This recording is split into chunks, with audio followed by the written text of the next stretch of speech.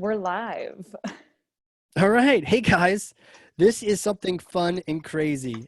This is a workshop. This is the first time we've done this, but we've had such a huge number of signups that we might even have to do this again because some people were not even able to get into this one.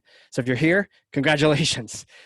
It's a workshop. We made it more interactive. We made this a Zoom meeting, not a webinar, because we're going to enable people to unmute themselves, ask a question. We're going to enable people to use the Zoom chat feature. So if you hear us calling out to things you can't see for those listening to the recording, we're talking to everybody in the group chat. We've got people from Australia, from India, from California, all the way to the East Coast. I'm up in New Hampshire. We've got some great people from Team Chesh here. It's a workshop. What is the goal? All this stuff, what is the goal?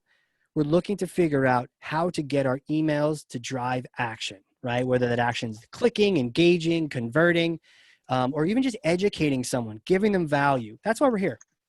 And you're going to see that there's a lot of bad emails out there. I've received some in the last couple of days even. And one of the things we want to do is prevent that. And so we're really here to work together. It's like we're all peers here. We're on a meeting. Some people are going to be showing their faces. By the way, anyone that wants, show your face.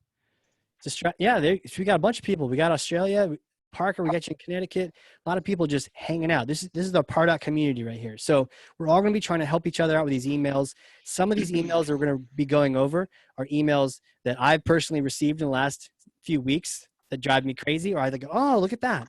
And then in the middle of this particular presentation, we have emails that you all have sent in. If you didn't get a chance to do this, we have a private Slack channel I'll mention in a second.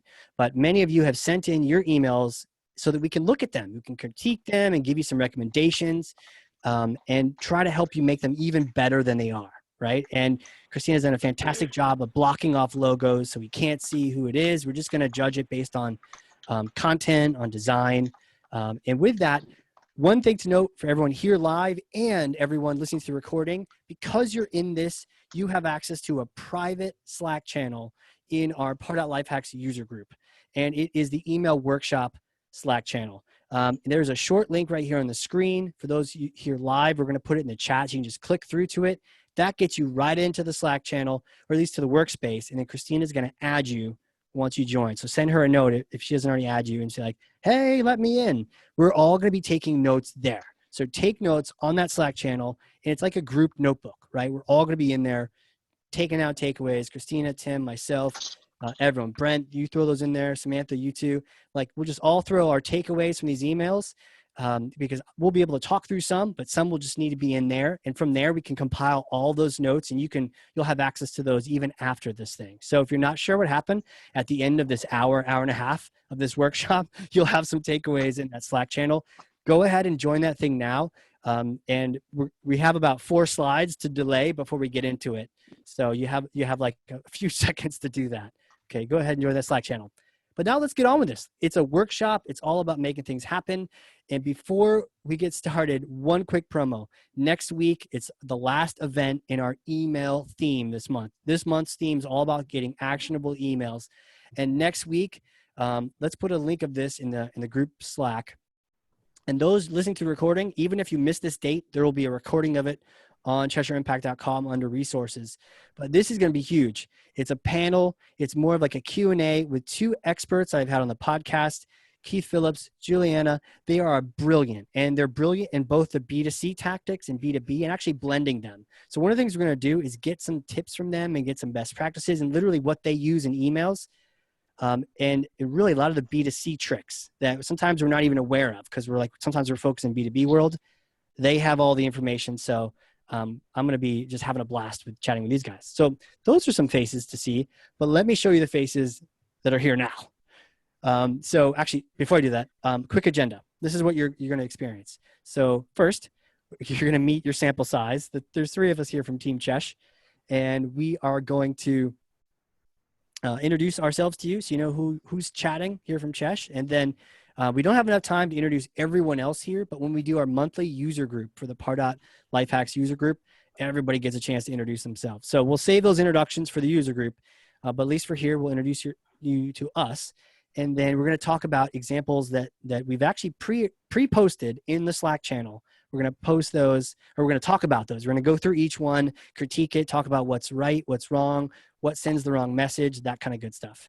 Then we've got your emails, and either whether we pause the recording or whether we just cut that part out, we're going to, that part is special just for the attendees and just for those who've sent in their emails. Hopefully they're all here live, because otherwise they won't know that we talked about them. And then finally, last, we've got some great email design tips. We've got Tim from our team, and I'm going to introduce him in a second, who is a brilliant wizard of the HTML and CSS world. And if you've ever been wondering if you could maybe make your email do something different, he can make email do whatever he wants. And so he's here, and he's going to give us some more design tips after we look at emails to really get you thinking about ways you can optimize it. And there's some real strong points there. Finally, some resources. Then we call it Q&A. But that's a trick. Q&A is at the end. It's not at the end. For those here live, Q&A is all day, every day, 24/7. You can shoot me an email, casey@CheshireImpact.com. I'll get that later. But for those listening to the recording, hit me up. For those here live, it's the group chat. Yeah. It's the group chat, or it's also the Slack channel. Or if you're brave and you're feeling like you want to throw it out there, you have an idea or you have a question, you just unmute yourself and you're like, hey, Casey. And then eventually I'll stop talking. And then you can ask your question that way too. So we're just trying to mix it up a little bit, have some fun. All right, let's do it. Let's meet some people here. I will go, I'm talking, so I'll go first real quick. Casey Cheshire, if you haven't met me, founder and CMO of Cheshire Impact. And then a quick number to get to know me. I'm trying to climb all the mountains in New Hampshire that are above 4,000 feet. So far, I've climbed 12 of them. Tim, take it away. All right, so you're going to see my picture because I'm a little bit worried about my internet being stable or not. But it's a good I'm picture. It's good. Oh, thank you. I am a creative developer at Cheshire. Do a lot of the email coding and everything like that. My brilliant number underneath, and it's a fantastic number, is 5, and that is I have 5 children. Had 3, went for another one, and got a buy one get one free. So I have twins as well. So crazy environment of working from home. So yeah, it's good to know. I'll pass it on to Christina.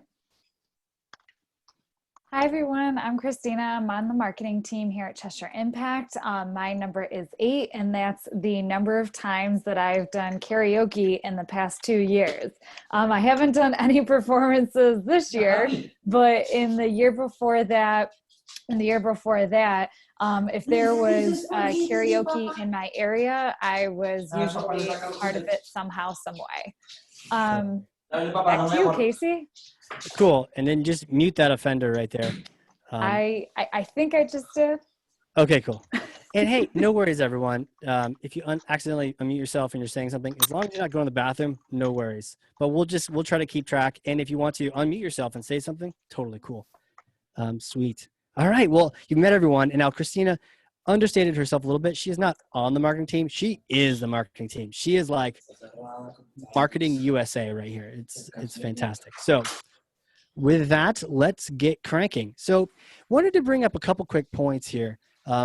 You've met us, and we're a bit of a sample size of 3, right? And hopefully everyone else here can also share what you're thinking about the emails you're seeing. Love to see that. If you want to throw it in the chat, if you want to unmute yourself and say something, totally cool. I'll pause for a moment for each email to see if anyone wants to say anything, or even just type and go from there. But the caveat is there's 3 of us. Now we do have a bit of a cross section. I'm a bit of that executive reader of the email. And then in terms of details, people are different. They like different levels of details, right? This is a cool concept in Kolbe, Kolbe, which is it's almost like a personality test. It talks about, some people like lots of detail. Some people like little detail. Some people do a lot of research. Some people do a little research.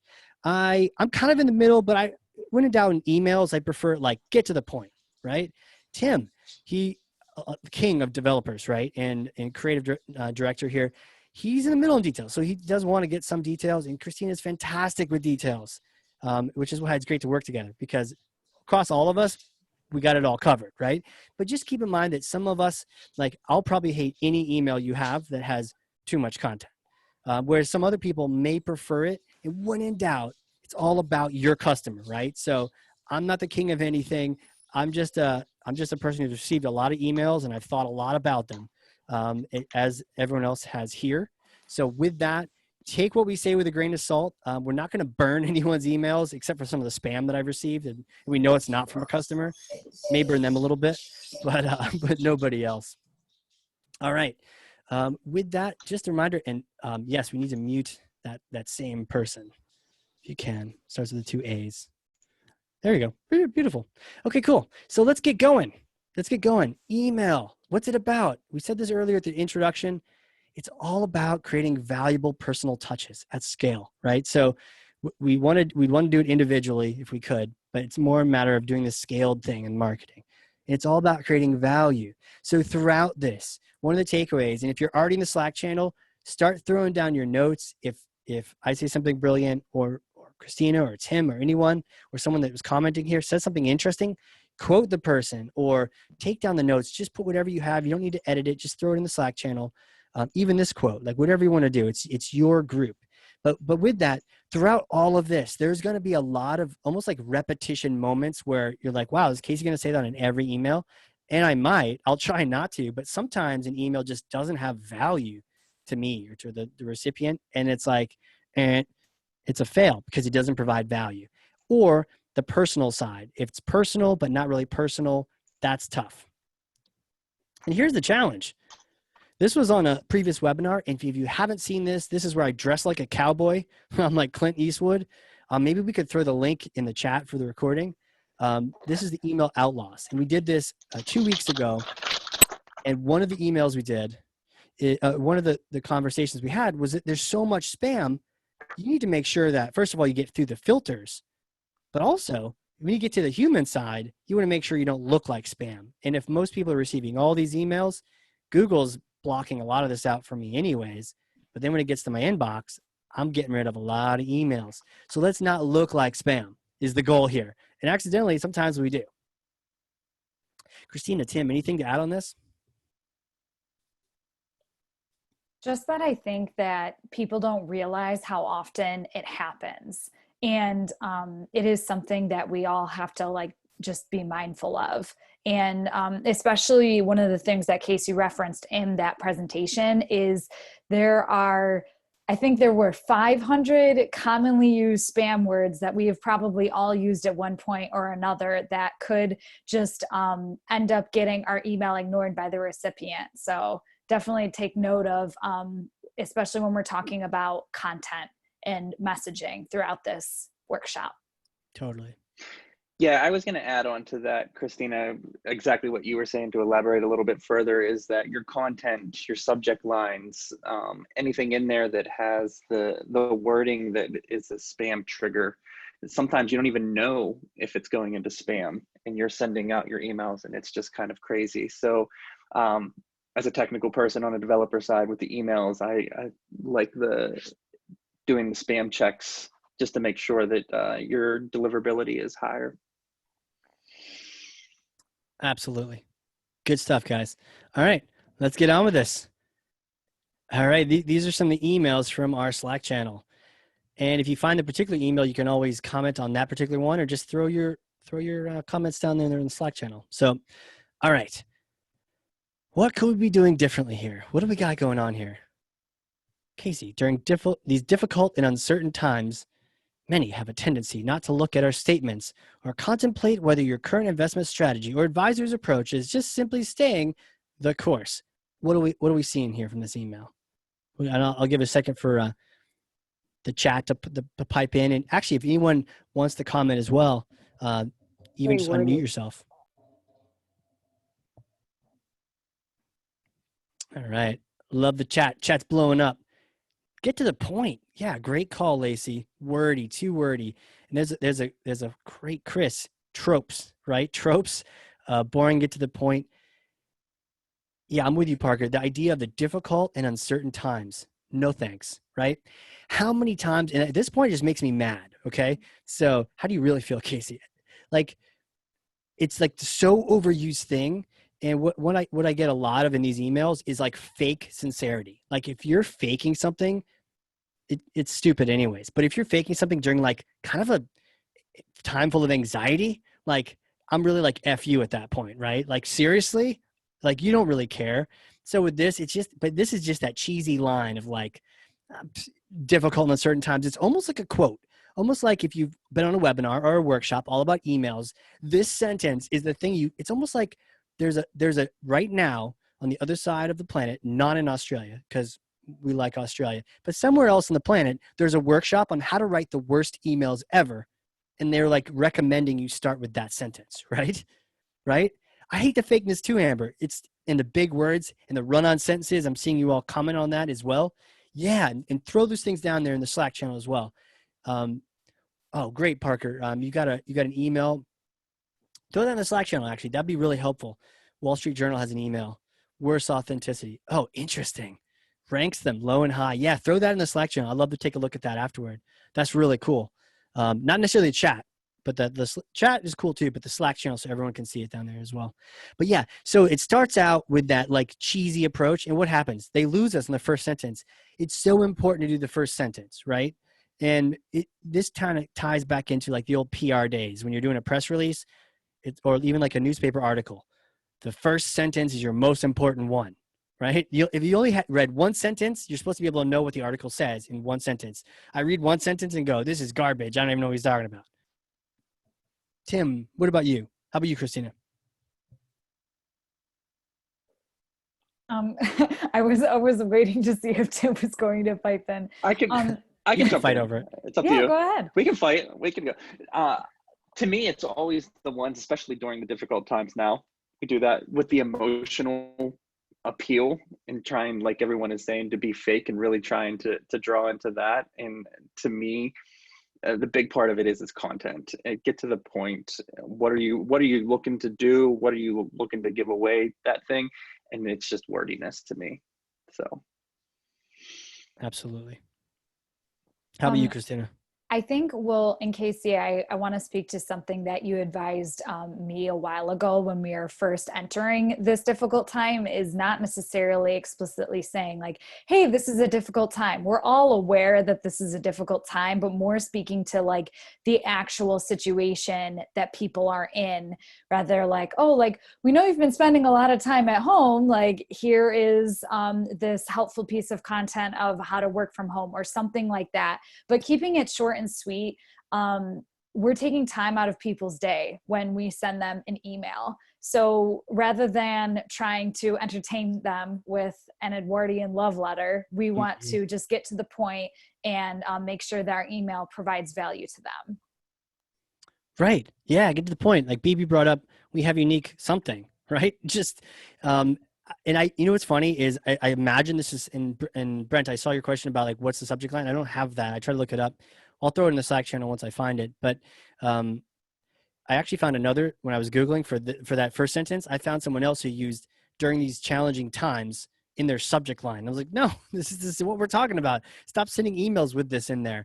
But yeah, they don't get to the point. It's the fake sincerity. And then Christina, to your point, don't state the obvious, right? Unless the obvious is going to like connect you. I think that's what they're trying to do. They're trying to connect like, hey, we're together in this, but that's not, it's like stating the obvious. Difficult in certain times. It's like you're writing a speech, right? An Edwardian love novel or a speech. There's a lot to that, but I think the gist of this is, I don't know. I still don't know what you do from this whole sentence. Stop being wordy. Get to the point. You know, whether it's a tough buyer, an easy buyer, nobody is going to give you time, right? Nobody owes you time to get through that whole paragraph. So what it reminds me to do is like, pleasantries are cool, but you know what? Maybe I'll state my point first, then throw in a little pleasantry after that, right? Because hey, we only got one chance at this thing. All right. And we got another one just like this. What could be done differently here? Take a look at this email. And again, we're going to have some of the same, but you know what? It could be helpful too. So as you're reading this, I'll kind of talk a little bit so we get a chance to read. When you see something over and over and over again, that repetition, that builds skill, right? And that builds knowledge. So if we see the same dumb type of emails that keep making the same mistake, sometimes that helps bubble to the surface the most important takeaways here. And I really, unless I'm in some sort of weird, fourth dimension, these are just emails I've been receiving.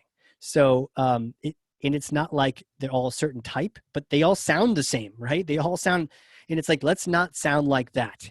Now, what's interesting too is we're not showing too many graphical emails right now. Later on, we're going to show some graphical emails.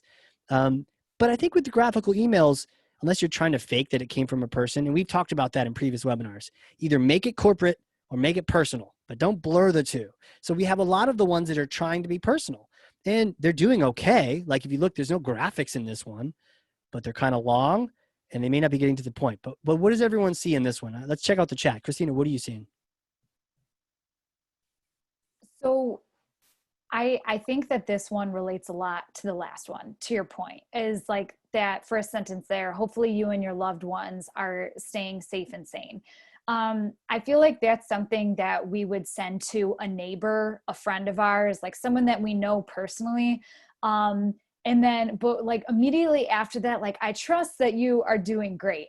Well, your first sentence is like, I hope that you're staying safe and sane. And then I trust that you're doing great. The two almost kind of contradict each other.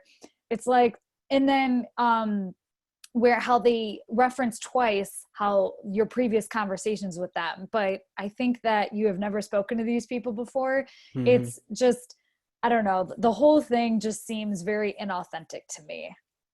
Yeah.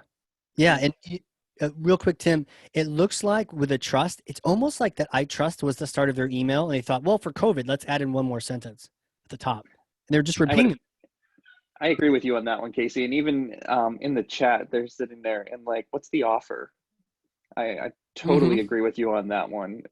What's it going to? And I don't recall meeting with you or anything like that. It's just lengthy and trying to run down through it and still can't even find anything. So yeah, I totally agree with everyone that's blowing up the chat, and definitely what you're talking about. Value, right? Value is my question. Just if you just said one thing, it's value. By the way, feel free to quote other people from the group chat, because some of the things I've seen people saying in here is just fantastic. It's like a template they didn't customize. If they appreciate your time, they wouldn't waste it. Quote Amber right there. That's fantastic. Right. First of all, they're duplicating things. And then second of all, what's the value? We forget. Like my favorite radio station, now Spotify station, is WIIFM. What's in it for me, right? Not me as the marketer, me as the recipient. I need to be asking ourselves, okay, you're sending this mail, and to a lot of people's points, you're interrupting someone's day. How are you helping them, right? They're spending a minute, maybe 5 seconds, maybe longer if they read the whole damn thing. How have you made their job easier, their day better, anything other than these platitudes and all this sort of fake sincerity? You haven't. Start with why. Yeah, Parker, absolutely. He's not addressing your why. He's not addressing anything. And yeah, Gretchen has a great point. The call to action is too deep in the message, right? Where is it? It's like, wait, let me know if you're interested in reconnecting. And Christina, you talked about this point. Two things stood out for me when I first saw this email, and I was like, oh, I got to screenshot this and send it to the group in the Slack channel. And it was the idea of hopefully you and your loved ones are staying safe and sane, right? Goes back to the other thing, something about too much empathy, right? I know we're supposed to be empathetic to our customers, but it's almost like if you show too much empathy, then I don't believe you. And maybe I'm cynical, and maybe there are a lot of people that are nicer in this world. I think there's some people that are meaner than me in this world, but I get pretty cynical on email, right? I think meeting someone for the first time in person, I'm not cynical. I'm like, oh, you're trying to sell me something. Unless they're literally trying to hand me a brochure, then I get kind of defensive. I feel like in email, we're kind of defensive. We're kind of cynical. Maybe just me. Is it just me, or is everyone else out there? You get a little defensive, you get a little cynical, you get a little like skeptical on email, right? And so if an email comes across and you say that like you actually care about me and my loved ones, I'm not sure if I believe you. And sometimes it feels wrong. Like, you don't know me. You don't know who I am.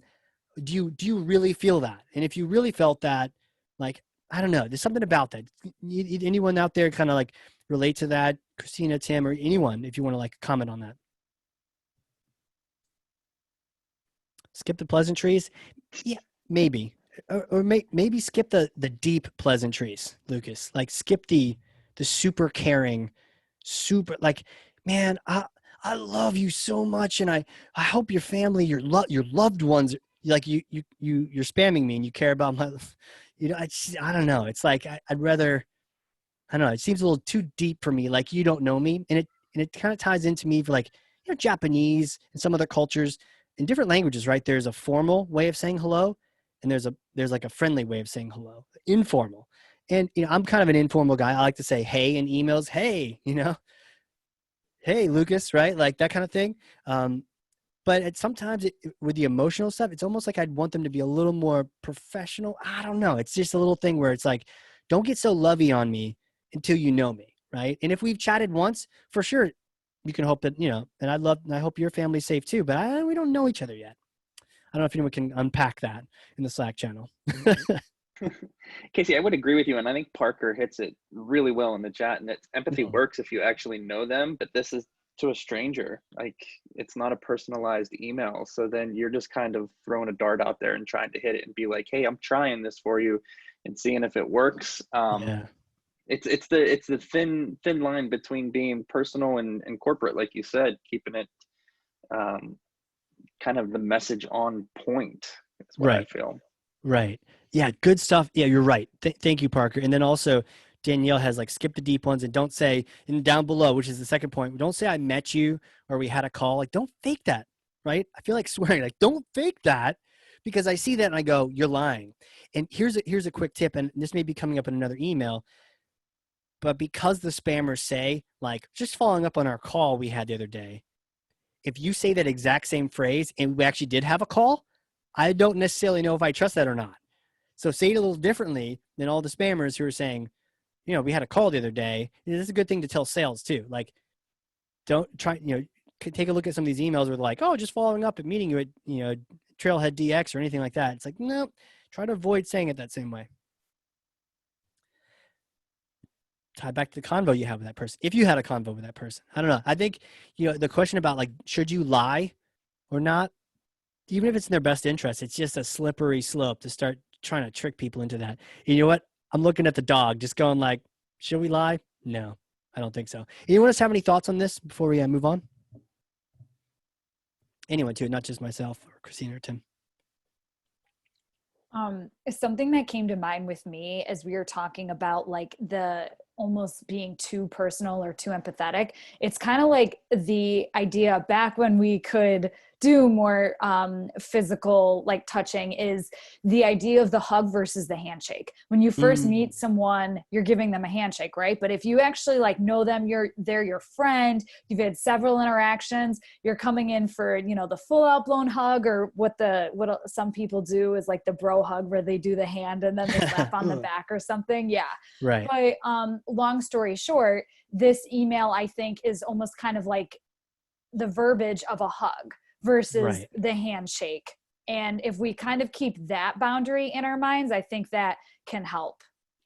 I love that to high heavens. Like, we got to quote that, everyone in the Slack channel, the hug versus the handshake. And to play off of that, this email almost reads like those awkward, like, you go to like shake hands and they're trying to fist bump and you're like, oh, awkward. Or you go to like hug and they're like bro hugging and you get it wrong because we're not like aligned, because it's like not real. It's like that fake hug. But you meet someone I'm a hugger, people, but like after COVID and all, I'm still hugging you at Dreamforce and all that stuff.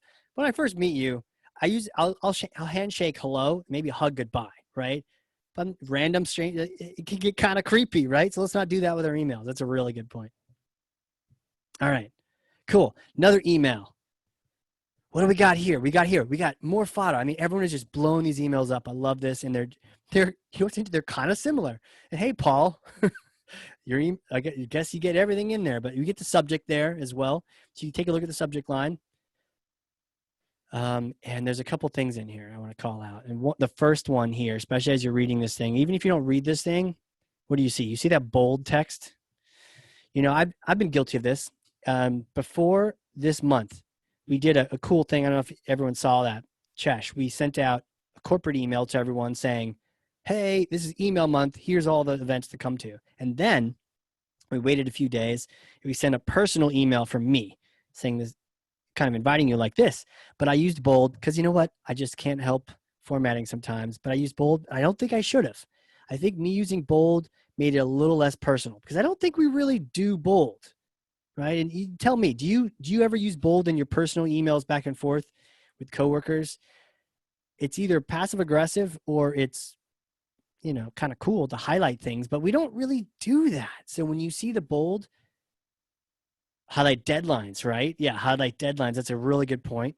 Yeah, and I like doing it internally, but it's a tricky one. And so this one bolds the hi, Casey. Interesting approach.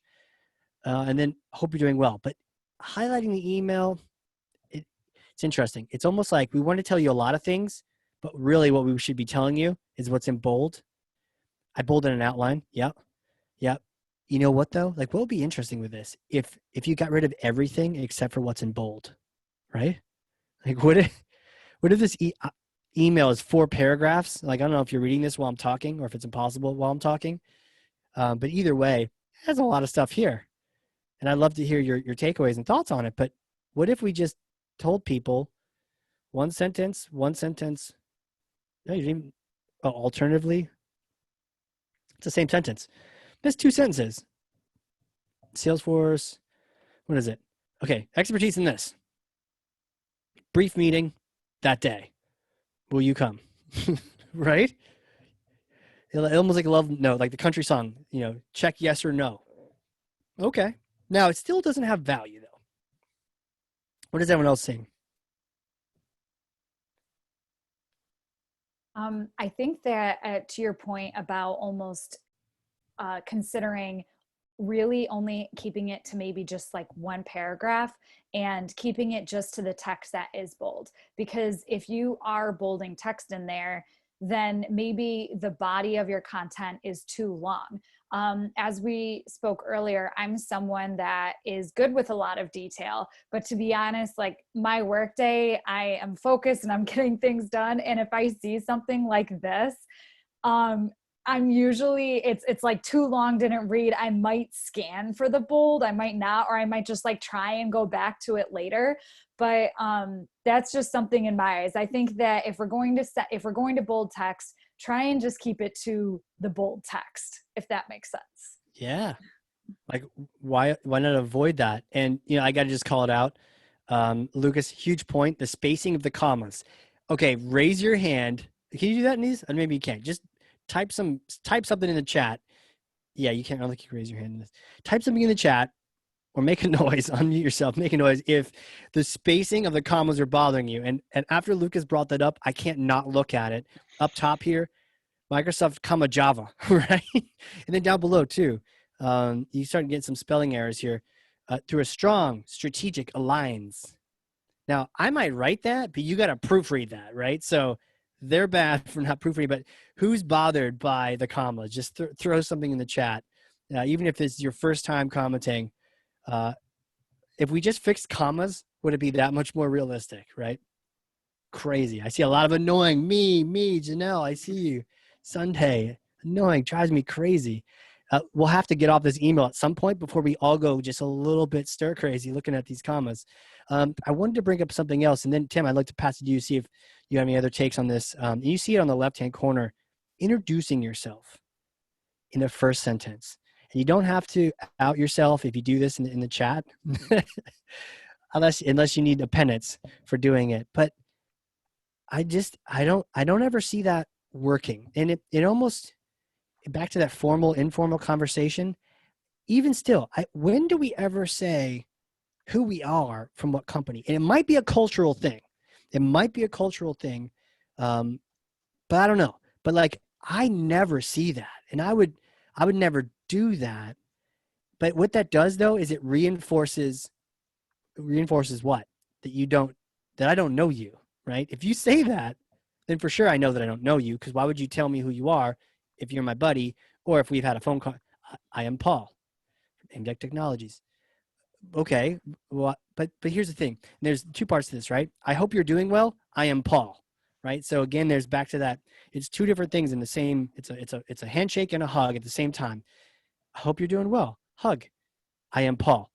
Handshake, right? I don't know you. I do know you. I don't know you. It's just like, it's not as bad as some of the other emails, but it's kind of like a cold shock where you're like, oh, okay. And whenever you do switch that so dramatically, people are like, okay, got it. Not real, right? Fake. The radar goes ding, and you're like, okay, it's not real. What else you guys got? My big thing is I'm putting it in there. So I'm a visual person, and I know that we're doing a lot of text emails here and personal emails. I'm a huge visual person. I need a visual of where the CTA is, or at least a clear where you're going with it. Even just a one liner, it's kind of all mixed into paragraphs and all the content is together. I mean, it's kind of there. It's kind of in that paragraph. Yeah. Is that like CTA in there somewhere? If it's not a link. Like where are you going to click and what am I going to do or what do you want to do type of thing. So Right.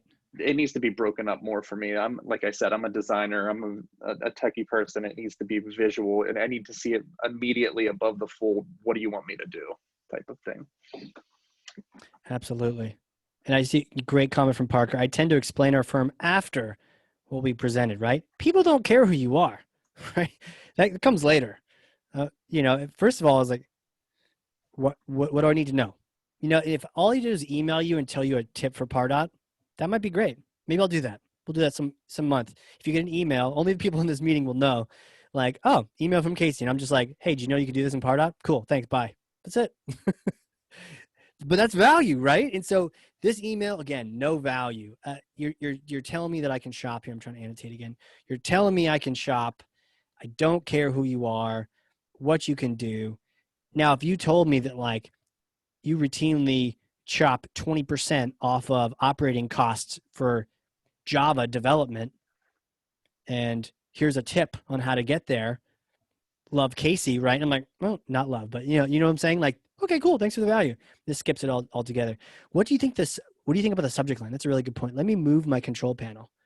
Propel your growth. I'm annotating everywhere. Someone take the marker away from Casey.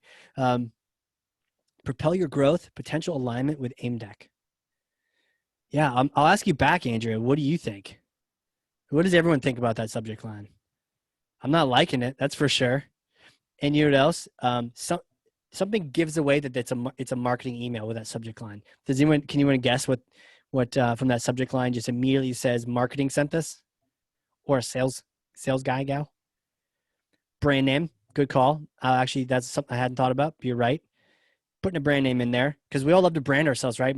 Marketers are kind of like brand geeks. Instead of band geeks, we're now brand geeks. From band to brand.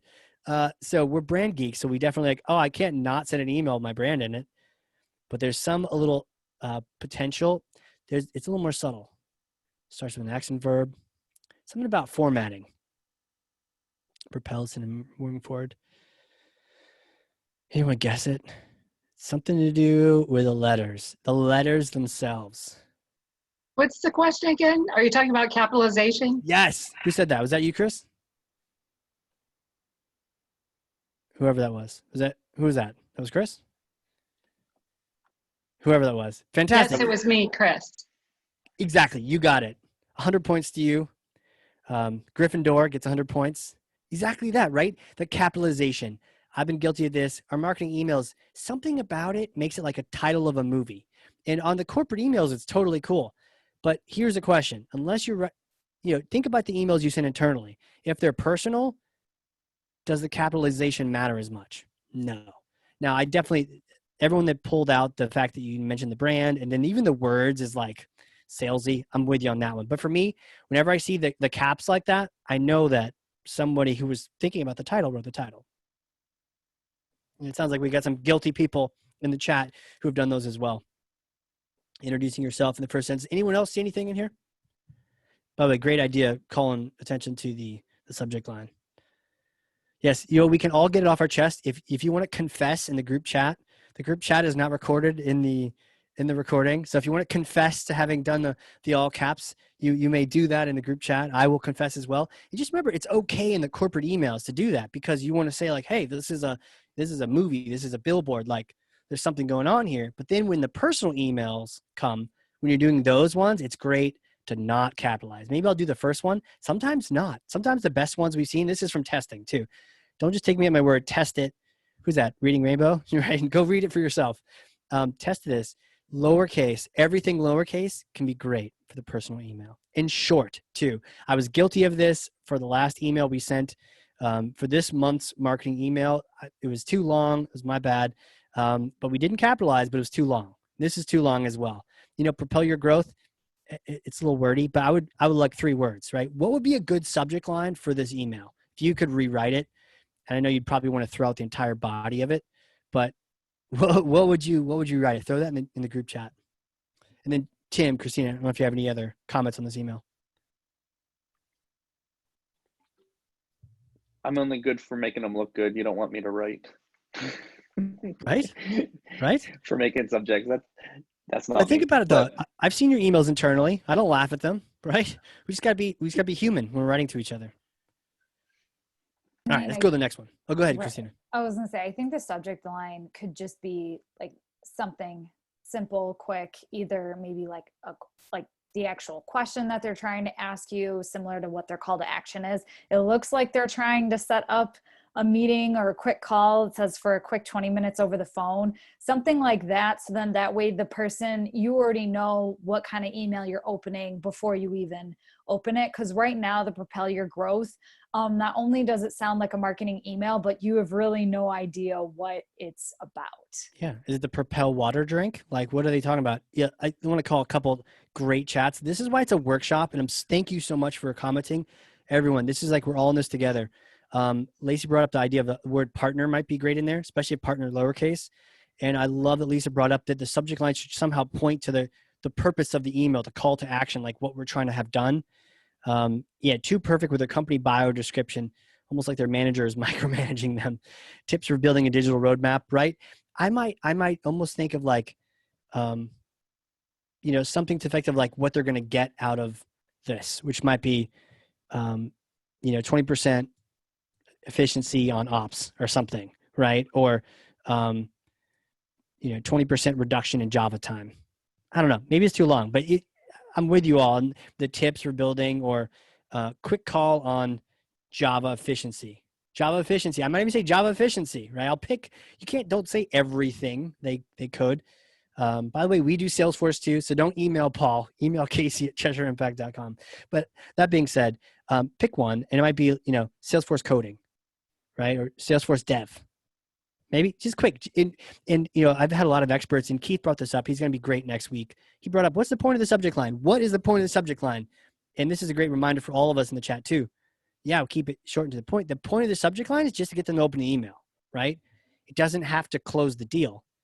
It just has to get us to open the email. So really, don't look like spam and make it look like something that they know what they can relate to. So if I'm sending this to a CTO or an agency owner, whoever it is, it might be Salesforce efficiency lowercase, just 2 words. Like, I'm like, oh, what's that? Efficiency? Interesting. Salesforce. That's what I do. I do Salesforce or I do Java, and I want to see this.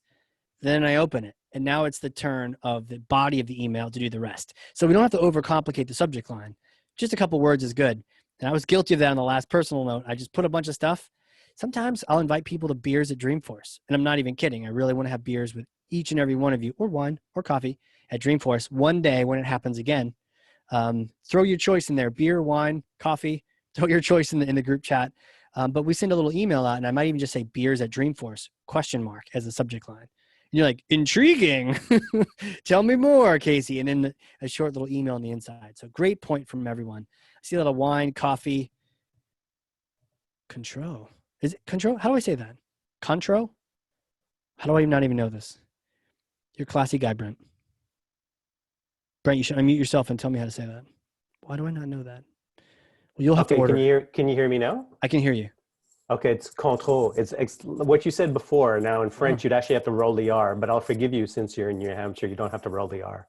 But how you said it is fine. Could you just leave it on mute and then everything I say just translate it into French? That'd be fantastic. You're a man of the world. That'd be really cool.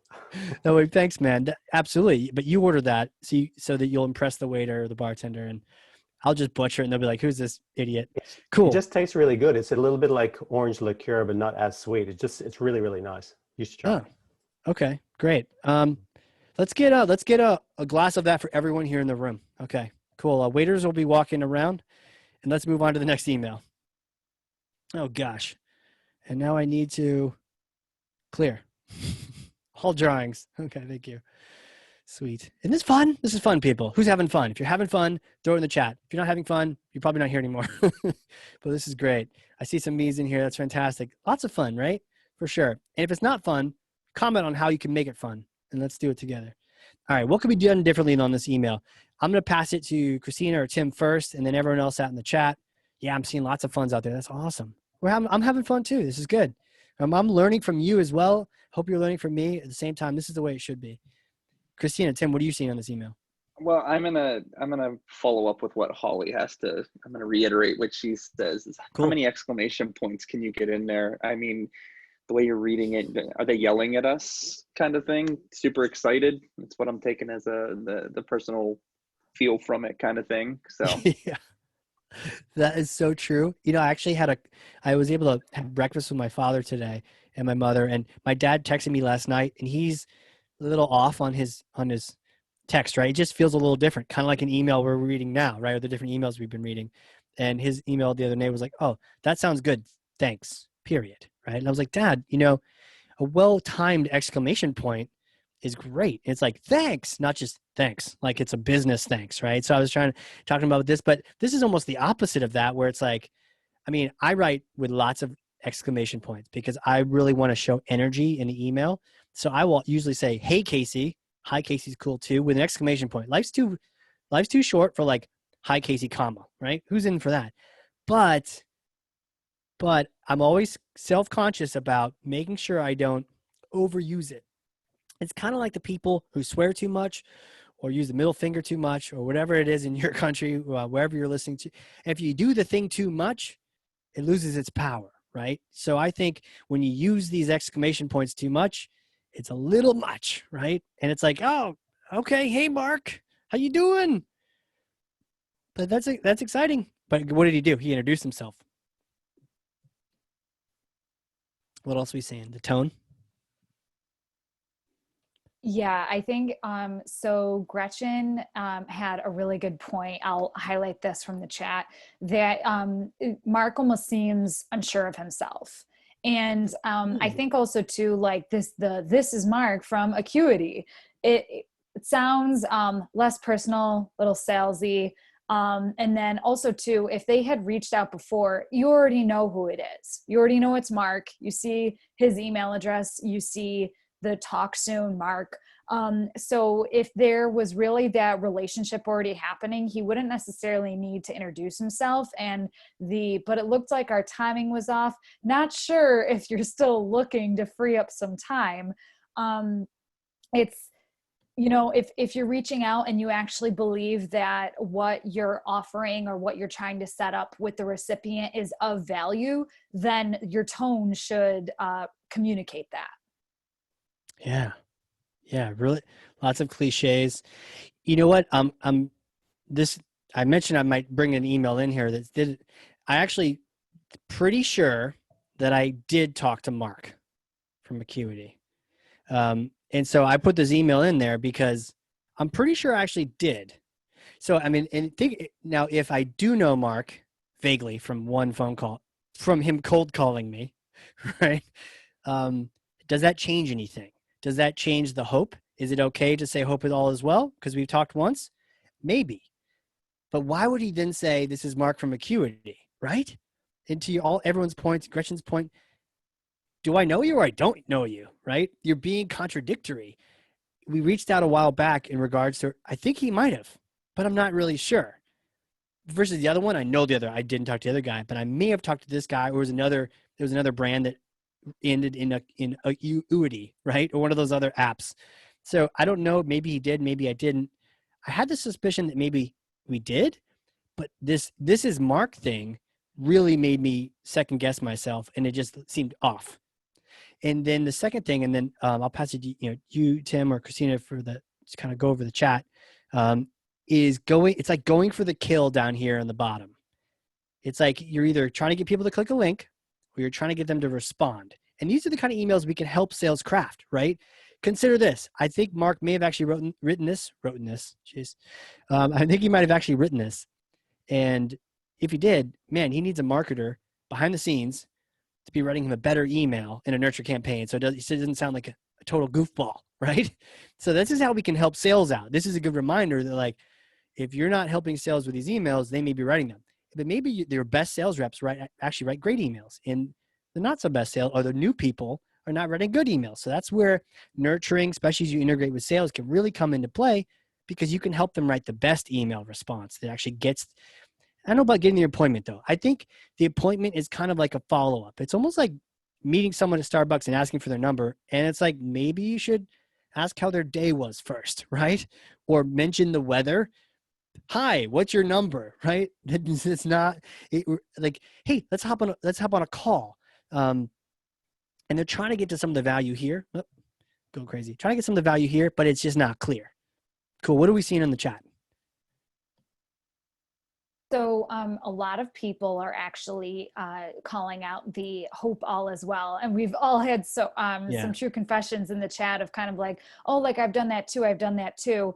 But then like someone said that hope all is well can be used for personal emails. I mean, I do the hope all is well too, but I usually do it with people that are either I consider like a close colleague or someone that I email with back and forth, like very often. And maybe I haven't emailed them in a month, but we usually email at least like once a month, you know, because we're collaborating on something.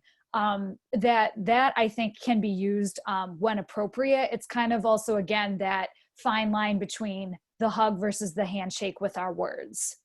Yeah, I was seeing that in there. The idea, Mallory, hope all is well. You put it in there to start writing because you're like, don't know what to write. So you put it in there, but you got to come back and edit, right? And so she's like, and then I'll go back and delete it, and the email's much better. I was just doing that mentally in my head. Hope all is well, delete.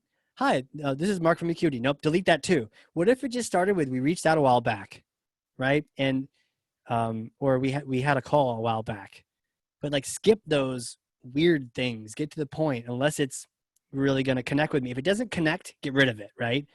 Otherwise, it's either connecting or it's not connecting. And these are two sentences that don't connect. And maybe I don't get any further than that. Parker also called out too the we versus the I, about how Mark, it's, you know, from one person to one person, from Mark to Casey, but he's saying we. I mean, we all know that Mark means Acuity, the brand, the company, but if it's a one-to-one personal relationship, we want to keep that consistent first person. Absolutely. And Parker, for those in the chat, click on that link. And for those listening at home, after the fact, check out Slack for a link to New York Times. I want to click on that so bad, but it'll like mess up my screen. But yeah, what a huge point. What a huge point. The we versus an I. This is another time to confess in the group chat. This won't be recorded for all posterity. Have you ever done this? I've done this with my writing. You know why? I tend to default to saying we, especially when I'm talking about Cheshire Impact or the marketing team. Like I don't do a podcast. Our team does a podcast. It's a team effort. So I'm like very just like team guy. It's not like I this, I that. But we've got to be very careful, because in a personal one-to-one email, who are you inviting in there, right? What is it? Your mother-in-law? Is she in this email too? Like, who's this third person? Is it the ghost? Like, who's the we here? It's you and me. Maybe I had a call with Mark. Maybe I didn't. See, now I'm thinking maybe I didn't have a call with him because of the we. See, now I'm really confused. I don't think I did have a call with him because we reached out a while back. Now, see, and I thought it meant that I missed a call with him. So what a huge point. Kill the we's, right? If it's a personal email, it's not we. We're not this, we this, we this. I could see maybe an email from like, it's the CEO of Delta Airlines, and like, you know, it's a corporate email, and it's like, we are here for you. We are going to keep flying to keep America happy and the world. Okay, great. But like, it's a personal email from Mark to Casey. Who's the third person, right? Now we've got over 50 people as a third person in this email, Mark. So there we go. But great point. Anything else before we go to the next one? Our team, our company, personal email, no, corporate equals yes. What do you mean by that? I say we internally. Go ahead. Right. I think Lacey is saying how like we could say we in a corporate email. Like, for example, if I'm sending like a marketing email from Cheshire Impact, it could say like our next webinar, like, or it's email marketing month at Cheshire Impact, or we have, you know, the we and the our that could be used in that corporate marketing email. But if it's a one-to-one personal text, if it's coming from one person, that's probably a good rule of thumb. Lacey, does that answer your question? Yeah, that's a good point. Yes, yes. You did a good job translating Lacey language, LL. Great job. All right, cool. Let's move on to the next one. This is really cool. I love everyone's comments. I love everyone's conversation. Everyone that's like chiming in. We really are learning from each other because there's certain points I go, oh yeah, that's perfect, but I hadn't thought of that. All right, we got some money in this one. What does everyone think? Hi, Casey. And yeah, sorry for no subject lines in here. Sometimes I do that just so it doesn't show the email of the person, like Mark from Acuity. But in this case, I don't know if that's free advertising either. I don't know if you want to be shown here, but you sent me an email and you spammed me and you violated canned spam. So I guess all's fair in love and war here. You could send me a cease and desist if you like, but we'll tweet about it. So what are we seeing from this email? Hey, not hey, I want to interject my own language. Hi, Casey. Have you spoken with one of Triblio's ABM experts before? Now, here's a question. Why are you asking me? I don't know. Pretty sure I haven't. And I'm pretty sure you should know if I have or haven't or not. So let's just skip the question, right? Like, I think sometimes questions, and I've talked to some sales reps and some sales leaders, talked to Jake Dunlap. If you don't know Jake Dunlap, follow him on LinkedIn. He's a sales leader. He's amazing. And he was giving me all these tricks. He'll be on the podcast soon. He's saying with the right question, we can get people to think anything we want. It sounds like black magic, but Jake Dunlap, he's the man. So he talks about it on the podcast. But with the right question, you can get people to think in the right direction. But this is not one of those questions. This is a question where I'm just like, shouldn't you know that? Shouldn't you know if I've done this before or not? What else does everyone see? Yeah, account-based marketing. ABM is account-based marketing. We got a webinar on that. I think, no, we did a whole month on account-based marketing. We actually have a doc too, like a downloadable PDF of everything I could possibly learn in 30 days of interviewing people much smarter than I am about ABM. And we have a downloadable PDF. We'll throw it in the group chat. But what is everyone else seeing on this thing? Tim, anything strike your fancy in this email? Well, I mean, I like some of it. I like to point out that there's a link right out of the call to action. It's not a bad thing. It's right there, center in the middle. So I do like that. But the right one there. Thing that you get cut off, Triblio is hearing you, Tim. They're hearing your judgment of their email. The only thing that's crazy to me. Hey, Christina. Oh man. It may be you, Casey. I can still hear Tim. Maybe. But now I can't. I think Tim was saying about the links. If the call to action is clear, that does seem to help. One thing for me though, especially what we were talking about the spam trigger words earlier, I mean, the $50 Amazon gift card, I feel that could be something that could possibly end up right in the spam folder. I mean, I feel that we always seem to have our guards up. Like I said, like Casey mentioned earlier, that with emails, we've just been trained to kind of mentally ignore different emails coming through. And something like that, the $50 Amazon gift card, I feel like that would just trigger at least my skepticism of, this seems a little too good to be true. Very cool. Very cool. And I disconnected for just a second. And you know what's funny is when you don't know if it's you or not. But when no one else says anything, it's you. So I'm back. You know what's interesting with this email? I heard that a little bit skeptical about the 50. I've gotten so many emails at one my time. I was actually intrigued by this one. I was like, I might actually have a phone call with you if you're going to send me $50. If you're going to send me $20, I might say no. But $50, you know what's interesting? I copied this and I clipped it for everyone. I still haven't responded to it. So maybe it wasn't as interesting as I thought it was. But at the same time, I did note like, at least you're giving me something of value. But the question is, do you want people signing up to have a phone call with you because of the $50 or because you're going to save them a bunch on car insurance? Like, you know what I'm saying? Like, do you want them joining because you're going to help them with their Java, or you're going to actually explain ABM to them and do some ROI with them? How to deploy and track your ROI when you're using ABM campaigns. Let's teach you about that, right? We can teach you everything we know about ABM in 20 minutes. Let's get on a call. I might take you up on that. In fact, I don't need $50 if you're going to teach me everything you ever want to know about ABM. By the way, we have 4 webinars on that, so don't pay them, whoever. We can teach you everything we know. They're free. Do that. But, it's like the value should be in your actual thing. But when in doubt, maybe it's like there's real value and we'll give you this thing. Like for us at Chesh, we'll do this thing where if you haven't already, we do this assessment. It's a Pardot assessment. 25 minutes, you get on a call with us, call it the CSI, to Cheshire Success Index. It's an assessment. You get on a call with us, 25 minutes, you know where you're at, you know what your next step is, and you know what the maximized system looks like. And you have a score between 0. And what Casey's saying is that you'll have a score between 0 and 10. Totally. Yes. Oh, okay, cool. Did I disconnect it again? It's okay. Thank you for being my teammates. Yeah, so the idea is it's easy, it's quick, it's an assessment, and fantastic. That would be worth joining a phone call.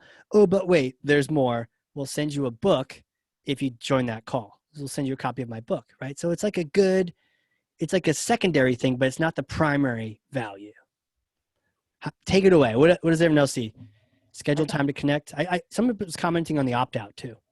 Yeah, no, I was saying you have 2 links. I was touching base, and I think I actually disconnected too. But you have 2 We're all very links that are right in front of you, and one of them is I don't want to be here anymore. So, and it's right out there, big font, everything. So that's one thing. The next thing I have is this, to me, looks like it's a department or so that's just trying to get clicks on their email. Like, what's the value of the customer that you're going to get? Like you were talking about, Casey.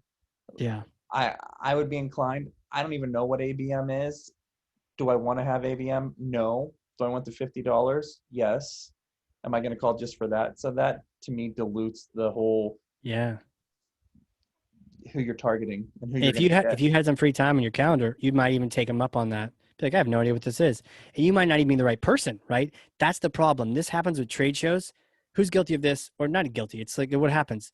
You go to a trade show, you get a free moment, you step away from the booth, or you're at the, you step away from the learning event, you go and you're just walking around. I'm just trying to look for stuffed animals for my kids, right? And then I find one and I'm like, here, scan me. I don't know what, tell me what your thing is. Cool. I don't even care. But like, I want that unicorn or that stuffed koala, right? And it's too good of a prize and it gets everybody, but you don't want to get everyone. You just want to get the best buyers. Cool. All right.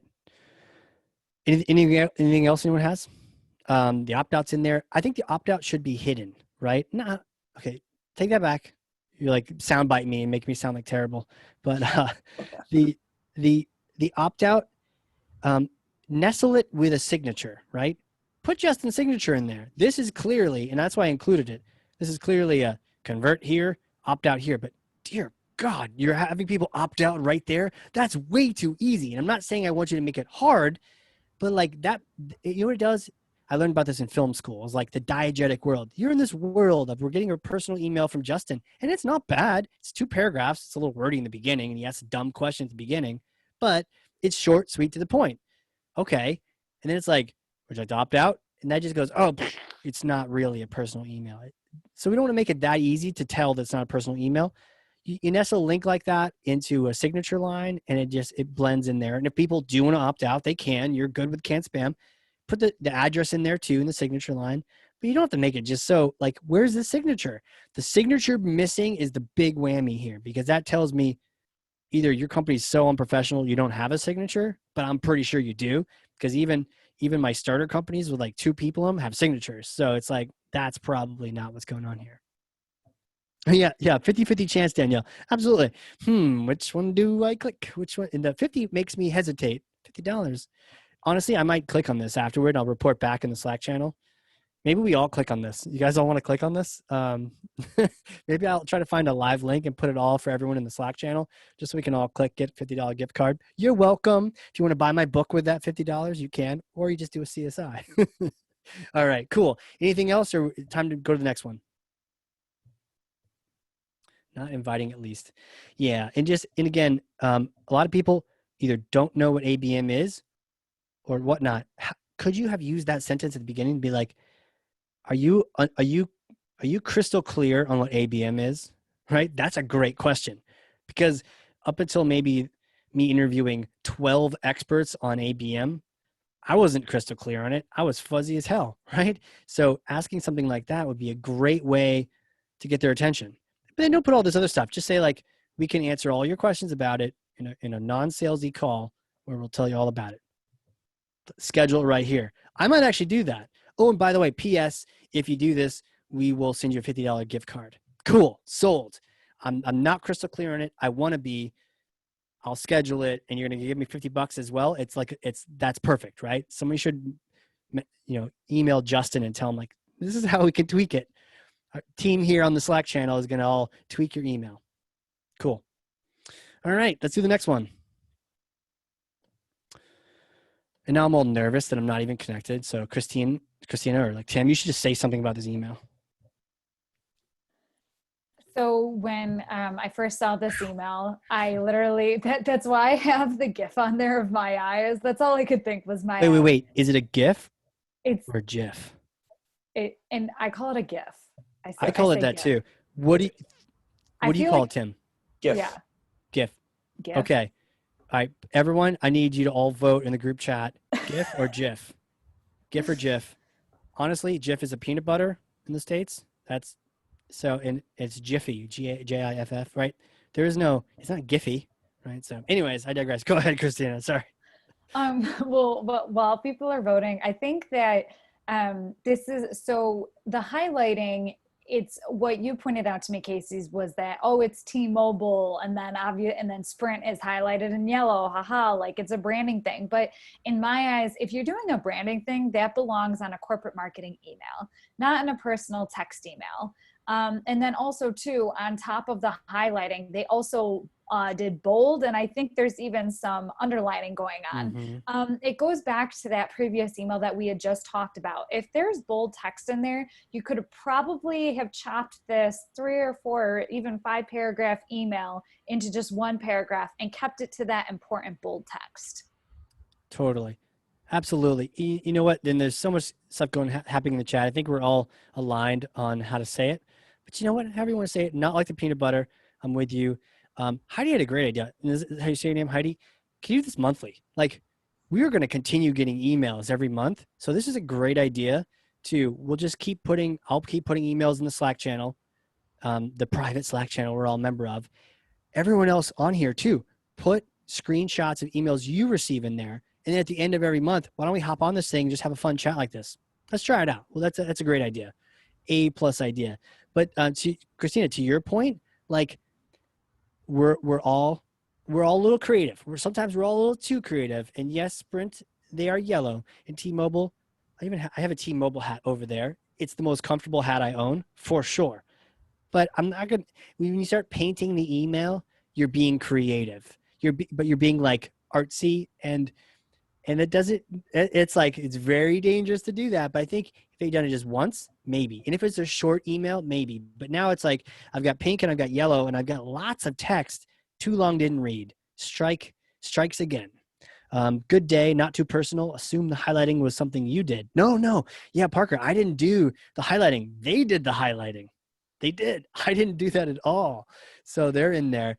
And yeah, Lacey, the whole idea of the good day. Brent, and I think Brent had to leave because he had to go. I think he's going to lasso a kangaroo down under, but pretty sure it's not good day, mate. Despite trying times, and when Brent listens to the recording, he's just going to make fun of me. But like, I don't think that's what's happening here. I don't think someone from down under is sending this email. I think we're just using some language. So we got to be careful. Like, what language are we sending? Make sure it's the recipient's language, whether it's an IT language, whether it's, do these people like to read tech documents? It's not our own language. It's not how creative we are. It's, can we speak to the recipient and the buyer? No mail merge for the first name. That's a really good point. Either they don't know it and they were smart and they just blanked it out. So it's like, good day, Casey, but they don't actually know my name. And then it's really spam. Is that almost no brainer? They have to put my first name. So at least I know that it's like they jumped over that hurdle to be able to get it done. Yeah, I think so. All right. What do we have here? Yes, my eyes are burning too. I'm with you. I am trying to scroll up. The idea of starting with despite. And despite trying to, there we go, trying times in a worldwide pandemic, I am reaching out to offer a helping hand. Now, I have a stickling point on this one. If you're going to offer a helping hand, do that, right? Are you sending free masks? Are you donating to a charity? Are you helping people that lost their jobs? Like, this gets serious. And I get a little, is it Van Klemp? What's the word? I get a little serious. Like, don't say that shit. Like, don't be saying that you're here to offer a helping hand. I got an email. I don't know if you, everyone saw this. Maybe we can find a link and we'll put it in the Slack channel. I got an email from a Salesforce partner probably a month and a half ago, and it said COVID in it 13 times in the email. Not kidding. Maybe 8, maybe 13. It was that many in the first 4 paragraphs. It's in LinkedIn. I kind of ranted about it. I even sent a link to that LinkedIn post where I was ranting about the email to the rep who sent it to me just to help them learn. But it really turns my stomach sour to, when you like invoke the worldwide pandemic, say you're offering a helping hand, and then it's like, what are we doing? Now, could you argue you're trying to save people money on wireless? Maybe. But that's such a stretch. I wouldn't go that far. Like I wouldn't, like, guys, I want to help you out in the COVID times, so I'm going to let you buy my book, right? Another thing, like one time I was at this place and they messed up an order. So they said, we'll tell you what, we'll give you 50% off an upgrade next time. I was like, an upgrade? We want me to pay more as a thank you? I'm paying more as a thank you? Like, I don't understand that. So anyways, I'll go off on a tangent on that one, but I just really be careful, the trying times, but also the helping hand. It's one thing, it's almost like levels of Dante's hell, right? It's one thing to invoke the pandemic. It's another thing to say you're helping if you're not actually helping. Don't do that, right? And this COVID, partner, Salesforce partner that sent this email, they said, COVID, helping hand. And they're like, you can buy hours with their company. And I was like, puke on the side. Like, that's not help, right? That's not help. Anyways, I'm getting emotional. Someone take over. Oh, yeah. And some people are asking about timing on the emails. Let's get to it. I know we kind of held you hostage. So let's go ahead and, you know what we'll do, just to make it easy for people, we will record the parts with the private email critiques. For those of you who have to go, because I realize we're having a good time and we're kind of talking a long time, we'll record the whole thing. And for the people that your emails are in there, we'll send you the one with your recording in it, so you can see your email and the critique to it. So if you have to leave, hopefully that works for you. Otherwise, we will get to it. It comes up in like one slide, I believe. So, but yeah, and then everyone else, if you didn't submit one for next month. Send it in, and we'll have a good time for it. All right. Last one, Christine. Anything on this one before we hop into? I think we'll hop next to what the emails everyone shared. So this was actually an email that was sent to me, and it ended up in my primary inbox. So one of the things that it does is it doesn't include the first name mail merge. So automatically it's like, wow, how did this get into my primary inbox? Yep. But the other thing too, that I found super interesting, which is why I submitted it to, and Lacey could be dubbing us the email marketing critics. I threw in the idea of the Council of Email Marketers. We'll play around with the name. I like it. Like rename the Slack channel to that? That sounds cool. Perhaps, yes. Either or. But one thing that it did for the call to action is it's offering in an article, but instead of just giving me the article, it's asking for me to respond to ask for it. I think there's a double-edged sword there. One thing is you never want to create too much friction for your recipient or your prospect to be able to access the content that you're trying to provide. But number two, on their end, they're able to actually see who is genuinely interested in the content. I'm not entirely sure. I think that's a 50-50 split. Casey or Tim, what are your thoughts on this one? All right, I gave you a chance, Tim. I just got to hop in there. Paul put up a great point. Starting with we, right? Right from the get-go. It's like that first sentence. If you are obsessed over the first sentence, it's the 80% of the email, right? Just we partnered. And I know you wouldn't say I partnered, so just don't write that. Or just to let you know about something. I don't know. It's a little weird. It's a little weird. Long live WIIFM. Yeah. Yeah, for sure. Long live. You know, I do like the idea of the email that you're asking for a response to get the article. That's pretty interesting. I might make it a little more simple, which is just reply back with a smiley face and I'll shoot you the article. You know, but make it a little more personal. A little too formal on this one. Cool. I like it. And I wouldn't want to spend more time on some of these, but I know we got to get to everyone else's emails. We're having too much fun. You know, this is the first time, everyone. So I hope you're having fun. And if you eventually have to go, that's cool. But for those that are staying, like this is good stuff. And we'll have to figure out how many emails we can do every month. But at least we'll know it. We have it once a month to do that. So can track on who clicks the link for the article in terms of knowing who's interested. That's true. This particular one, you can track the click. That one that invokes the replies, you don't necessarily get the track, but maybe it's better engagement. So it's almost like picking your battles, right? Do you want a bunch of replies to your sales reps, or do you want a bunch of clicks to move them forward? Good point. It almost feels like where they are in the sales process. If it's early on, maybe you want the click so you know if they're breathing to encourage your sales team. But once they're engaged with your sales team and that kind of thing, maybe you just want them to continue engaging with your sales team. Kind of like customize it based on where they are in the buyer's journey. It's a good point. Custom redirect would be just perfect on that. So hopefully, again, why is everyone so, like, I'm a very hopeful guy. I'm very hopeful with COVID. I'm very hopeful with this webinar. I'm very hopeful with everyone out here and the emails you're going to be sending. I'm hopeful, but I'm not going to be hopeful in the email. I don't know. I think there's a couple of people put that in the chat that it's almost like you're setting your email up for failure. Like you're unsure of yourself. Like hopefully means you're not sure, but you're thinking positive. Maybe you should be a little more confident in your email. A little more confident. We're hosting a thing. And again, it's just too much. Actually, real quick on this one, and then I'll pass to anyone else and we can go on to the next email. This is what caught my eye on this email. Hopefully you were able to attend our virtual event on Tuesday. How come you don't know, right? This is not the first day Pardot was invented, right? This is not the early days of Eloqua, right? This stuff's been around for a while. You should know if I attended your virtual event on Tuesday. If you don't know that, then you're using the wrong tools or just need to connect something. But you should know that. And in that case, if I couldn't attend, say that. Hey, we're sorry we couldn't see you at that live event. I'm sorry you couldn't make the email workshop. It was outrageous. We went on for 2 hours, right? Instead, it's like, I'm not sure if you were, it's kind of lazy, honestly. It's a little lazy. What are we seeing in the chat here?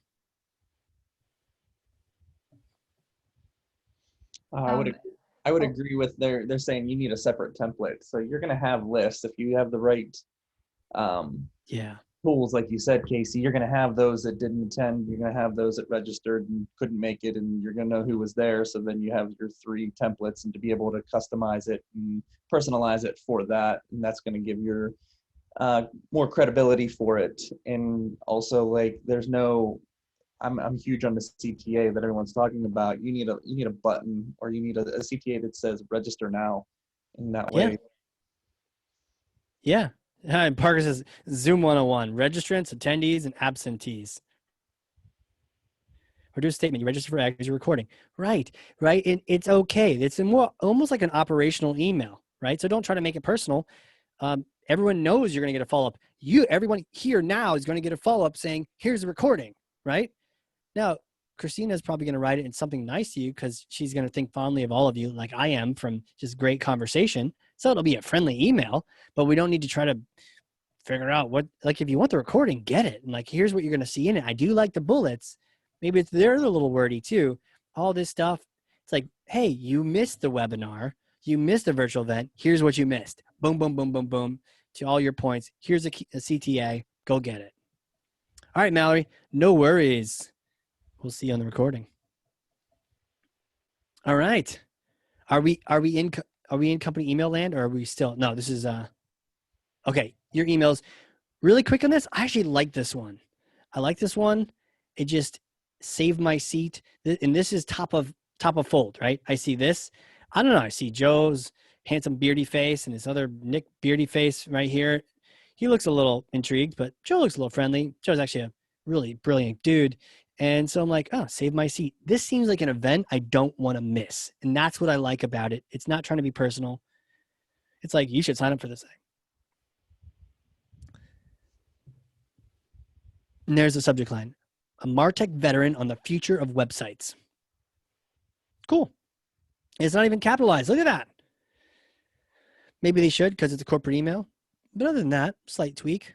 I do like it. Save my seat. It's repeated. It's repeated up top. Save my seat. And down below. Save my seat. Good one. Good one. All right. Now we are at your emails. Okay. Who's been waiting all day for us to get your emails? And who's still here that has sent an email in?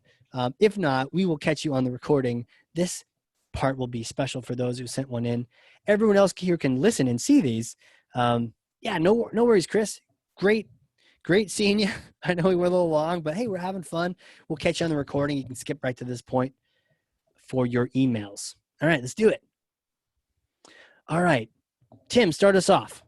Design, Genie, what do we got?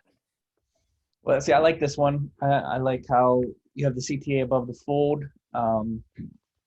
You have your headline there with a brief description and what's your video.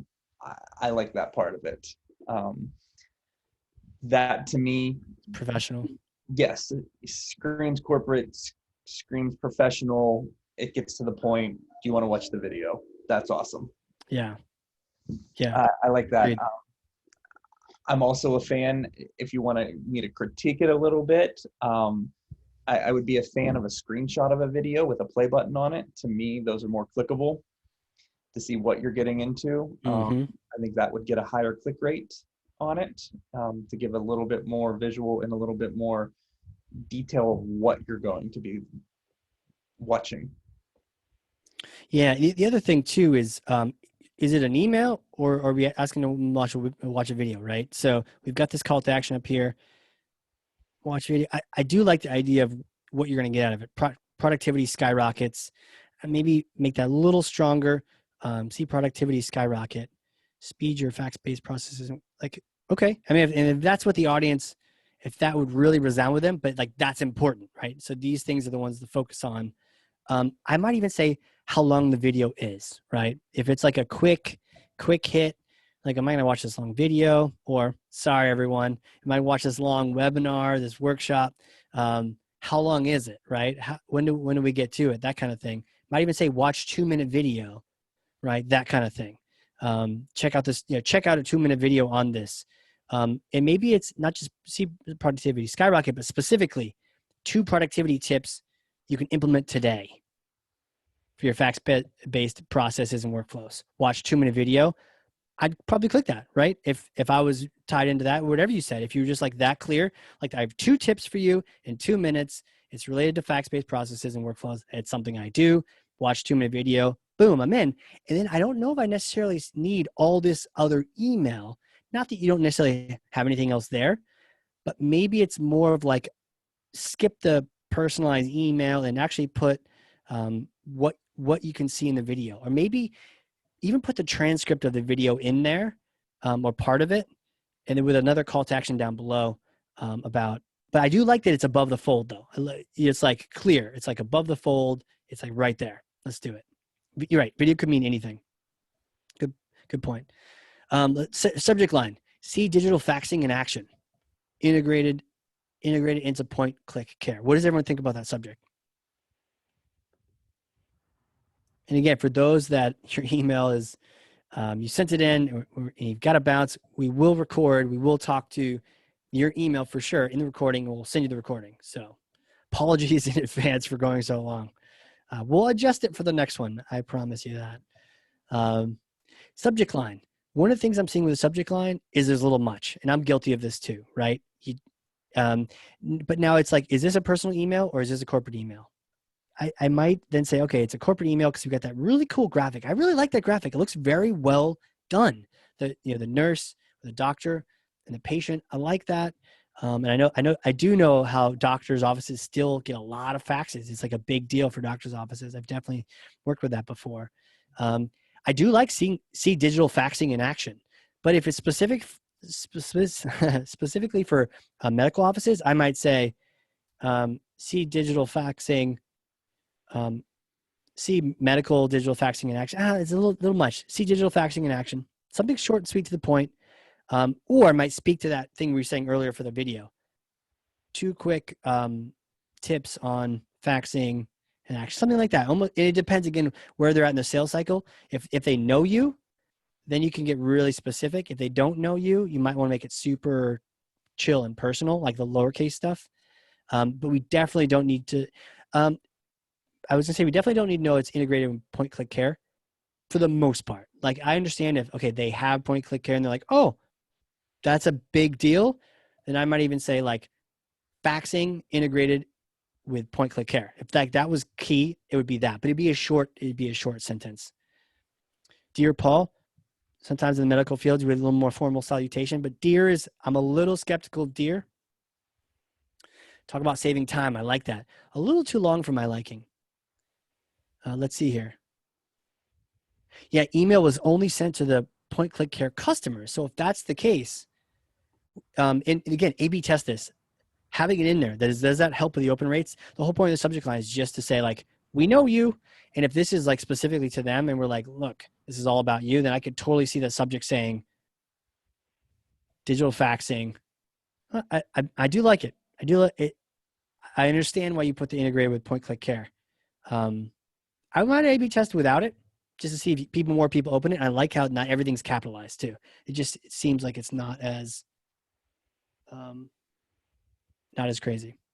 Casey, what's your thought on in the subject line putting like video in brackets, like how some people do to show that it's actually. That's really cool. It's worth a test, right?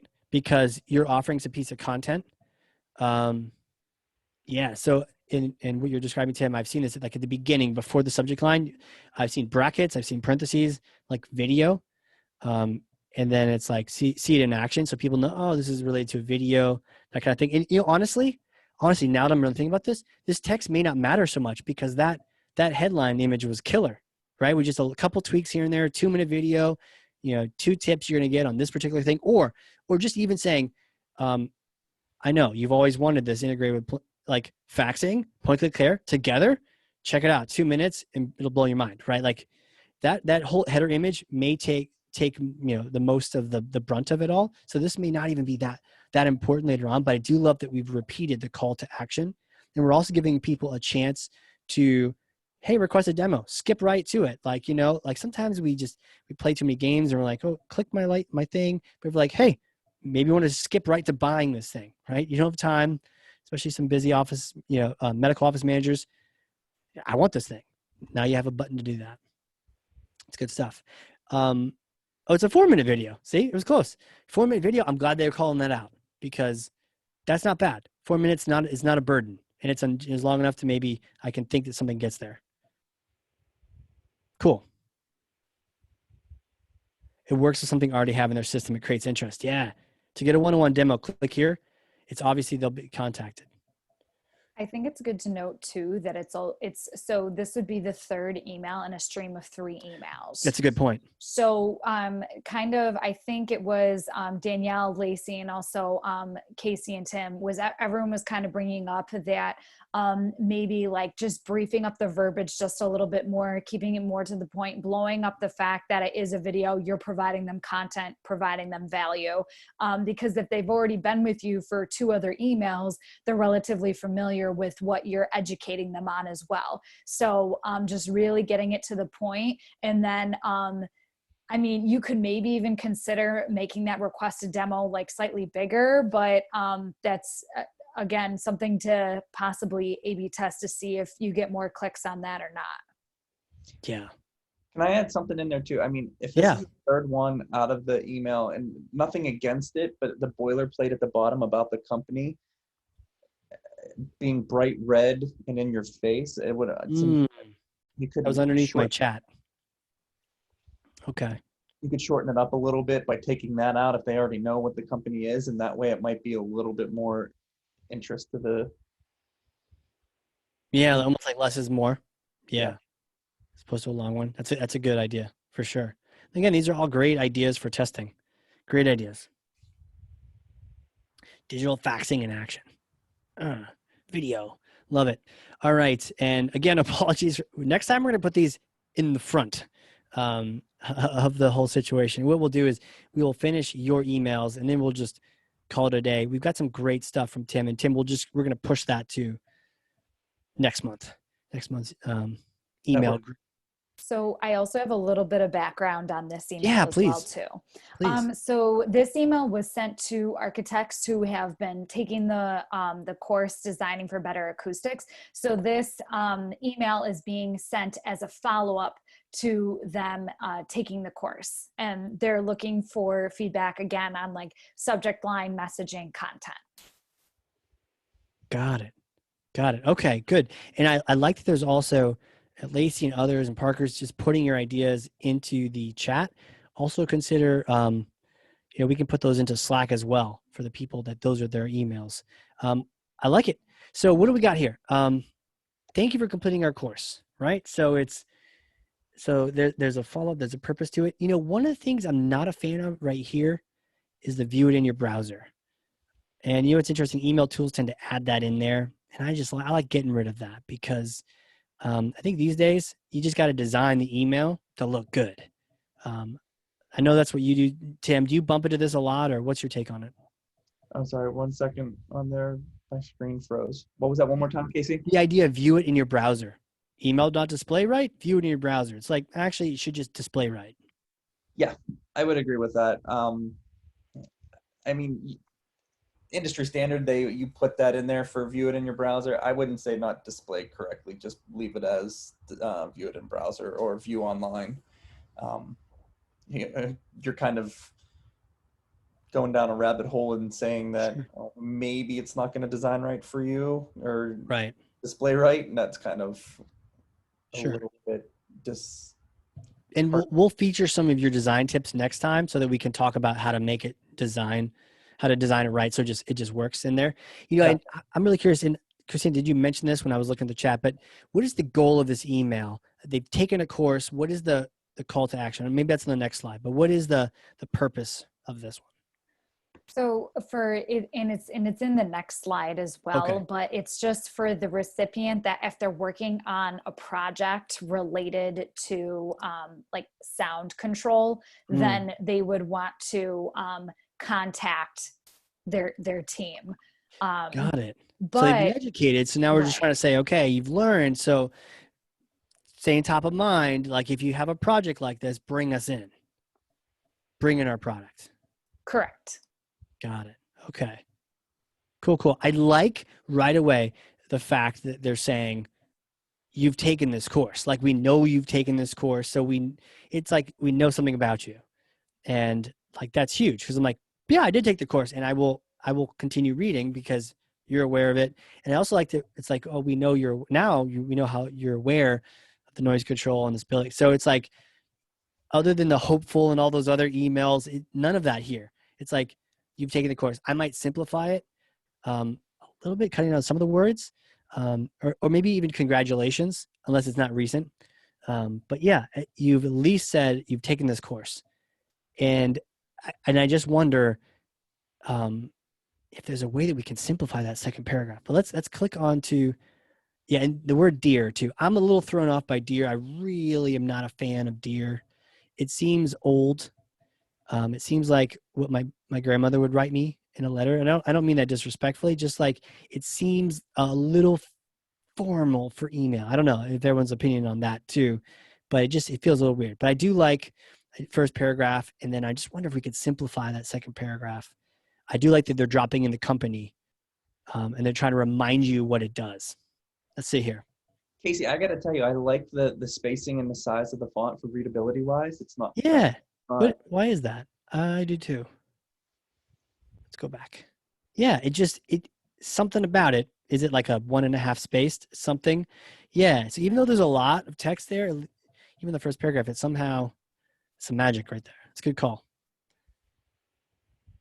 All right. So constraint, a little teaching a little bit more. Company's original sound damp, a little salesy, right? And then working on projects and sound control. We're here to help you achieve acoustical results you need. Interesting. I wonder if, because it sounds like the value here is just, it's kind of like a sales request, right? And I don't mind about it. I almost would wonder if you could just, it's almost like it's asking for business. And I understand sometimes in sales, you just need to do that. But I wonder if you could just provide a little more value here, following up on the class. Like, you've taken this class, and has anything changed since that curriculum was put in there? Is there like one new thing that has happened? Or does the Quiet Rock have something that, like a twist, right? Almost so that this email, take it or leave it, I get the gist of it. It's like, I graduated this class, you're reminding me, buy your stuff. It'll be good in my project. I probably believe you, but I wonder if you could just provide some value, right? The WIIFM, what's in it for me? And maybe you're doing that in the second paragraph. I just can't tell because I'm not in that industry. It's effective way at a low install cost. That's cool. Maybe there's a better way of showing that, or maybe there's even calling out saying like, update. This is changed since your course, right? Or this, here's something you don't know, or here's something that someone who's taking the course gave us feedback on. Here's something more, almost just like some kind of nugget. I think I'd love to see a nugget in there. And then it's like, how can you help with that project requiring sound control? Contact us or visit the website. I don't want to visit the website for more information unless you're going to, and that's like your buy. It's almost like too many calls to action. So I'd have like I'd give them a tip in the middle, a simple, like an interesting nugget. And then that last thing, how, if I have a project, how can you specifically help me? What's the next step? Okay, I got a project. Am I calling my rep? Contact us is a little vague. Maybe it comes from Casey at Quiet Rock. And so it's like, working on a project with sound control, just hit reply, let me know. Signed, not send the team, it's like signed me. And I'm like, hey, how can I help you? So it's almost like, is it personal or is it corporate? That may be tying back to the cowboy lecture, is like, it could be a great personal email, or it could be a great corporate email, but like that, having that logo at the top makes it a corporate email. So I might even make it personal, just make it come from a rep. So all you have to do is reply. Like, and I might even say, so it's not a yes or no question, working on a project. I might say, do you have any projects coming up? Any that might have this? And happy to consult for free, or happy to give you my take on the scoping if you're going to be doing that project. Hit me up in advance before you close the deal or before you agree to the contract. Some like pre-sales thing where you can kind of encourage them. I rambled a little bit. Anyone else have anything on that? Casey, I feel, just kind of elaborating a little bit further, or actually pulling on the question for you. With it being a corporate email and putting on a signature at the bottom, yeah, what if you put more of a corporate signature on it? Then it would be able to pull it in. If you have the corporate feel of the imagery and or profile picture and title, email, that way you're still branding yourself coming from the company. Yeah, would be a good design. Yeah, I would love to make this a personal email. Kill the logo, kill the top part, kill the stuff at the bottom. I love that you have resources and stuff. Make that a separate corporate email. And you can even do these things separately, one and then wait 4 days and do the other one, that kind of thing. So you have resources, then you have like a personal follow-up from Jeff at this company. And he's saying, congrats. You may not know this, but there's this you got to watch out for when you are quoting, a project that has sound control built into it. Here to help. This is my direct line. Hit me up anytime. Peace, love. Totally agree with you on that one. Yeah. Cool. All right. Great. Got another email here. Wednesday, September 23rd, 2020. Okay, I get it. I was like, is this like a date reminder? Is it my calendar popping up? So we got the logo, and it sounds like we've got an event. I would love that to actually say what the event is. I think sometimes the date's not as important. It's a theory I've got. usually twice as many people register for an event that actually show up at it.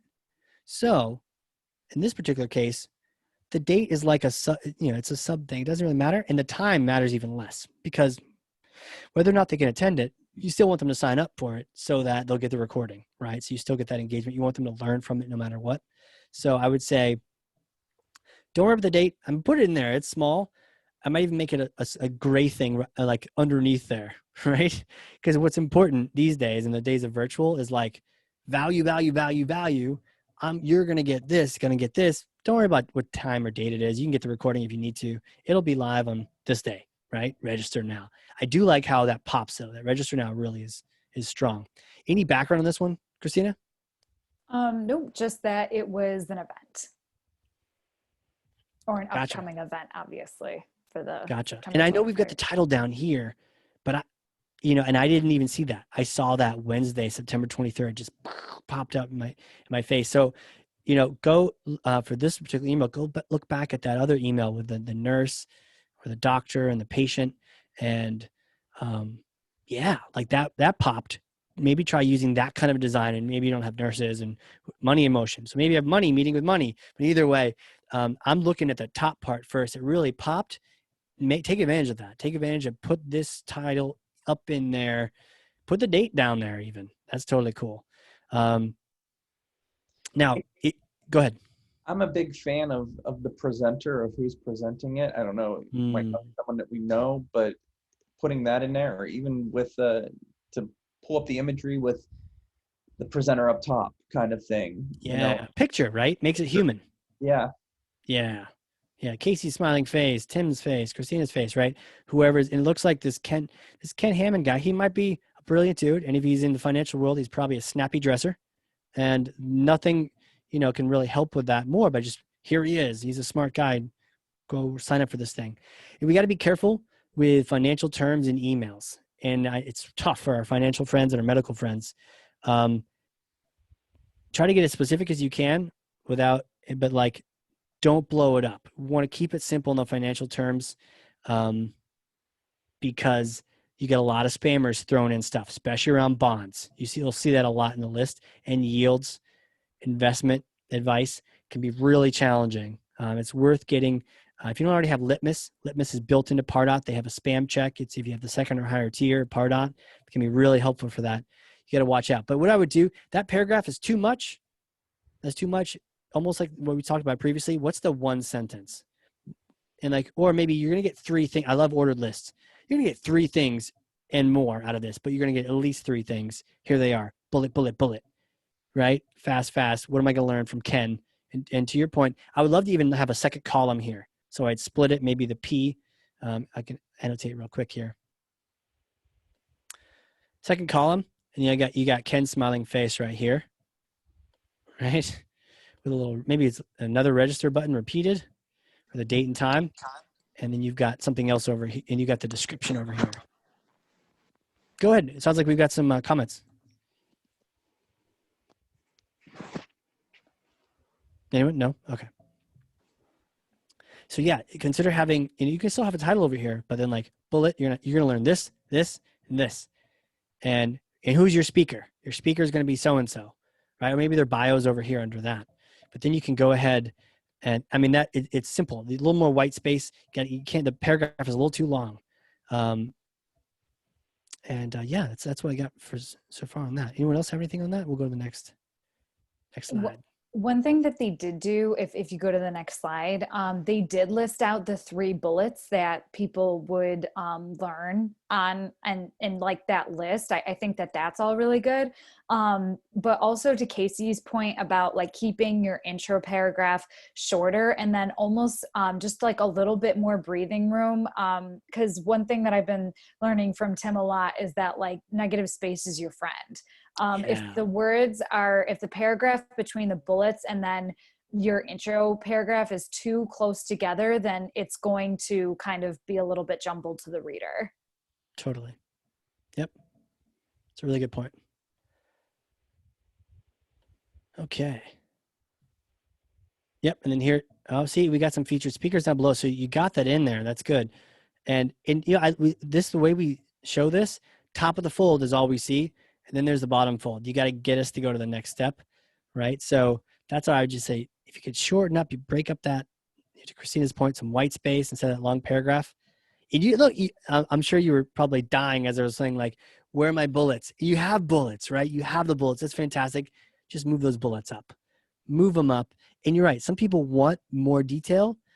It's almost something like this where I would like have these bullets right at the top for the people who want like short information, and have this underneath the speakers, right? Or if you move the speakers to the right, you can just have, bullets, then paragraph. Bullets, then 9 paragraphs, as long as you've got the bullets to speak to the short, the people who want the short template area. So you have that, and then you can go crazy with as much text as you want. Cool. All right. Okay, company logo at the top.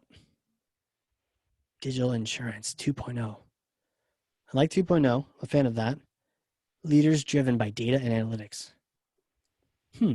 So the call to action with this one, which you, once we click to the next slide and we'll see like the shorter version of the email and then the text, is to download a white paper.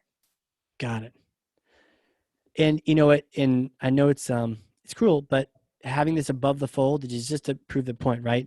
People may not get to, I don't even get the full graphic sometimes. Maybe I do. Maybe you've tested this. At least in this screenshot, we don't. Company logo, this looks professional. I like the font. And the graphic, I've seen the rest of it. It's really cool. It's like we got to get stuff above the fold. So if there's one thing for this particular email, it's let's get the value up above the fold. And you know what? Sometimes the title isn't the value. And we learned this too with our assessment for Pardot. Our Pardot assessment is called the CSI, the Cheshire Success Index, which may or may not mean anything to you, but Pardot assessment would, right? Or Pardot best practices white paper, or Pardot Salesforce connector best practices PDF would, regardless of whatever the title is. So the top of fold is important. The top of fold is what you see before you scroll down. You want to have anything before we scroll down? Okay, cool. Let's get to what's down below here. Okay, see, yeah, it's a really cool graphic. Just like we've done for a lot of these other things, I'd love to turn that into one of the graphics that we had for the webinars. But instead of being a webinar, it'd be get the research, get the knowledge, click here, so that you have the call to action in there. Right now, this graphic, it just takes up space. It's cool. I'm a fan. But if we could drop some text in it, and almost have that, that's behind the text, and then have a call to action button, especially on the right-hand side, that would be so money. You have like a call to action button in here, not in green, white probably. And then you have some text over here. That might be cool. And then you still see some of this behind it. Either way, you have this up top, and then you kind of like the previous thing we talked about, you have some bullets down below. That would be sick. And it'd be above the fold, so I don't need to scroll. And then really value prop right at the top, right? Any resources? Yeah, resources. Tim, he's here. He's here now. Shoot him an email. Tim, what's your email address? What is my, sorry. tim.vandyke@CheshireImpact.com. Cool. We'll put it in the group chat.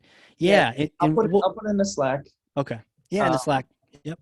I can go on for hours about this as far as doing it. I'm not going to get tech with everybody, but if you have questions or anything, feel free to reach out and I can help you out.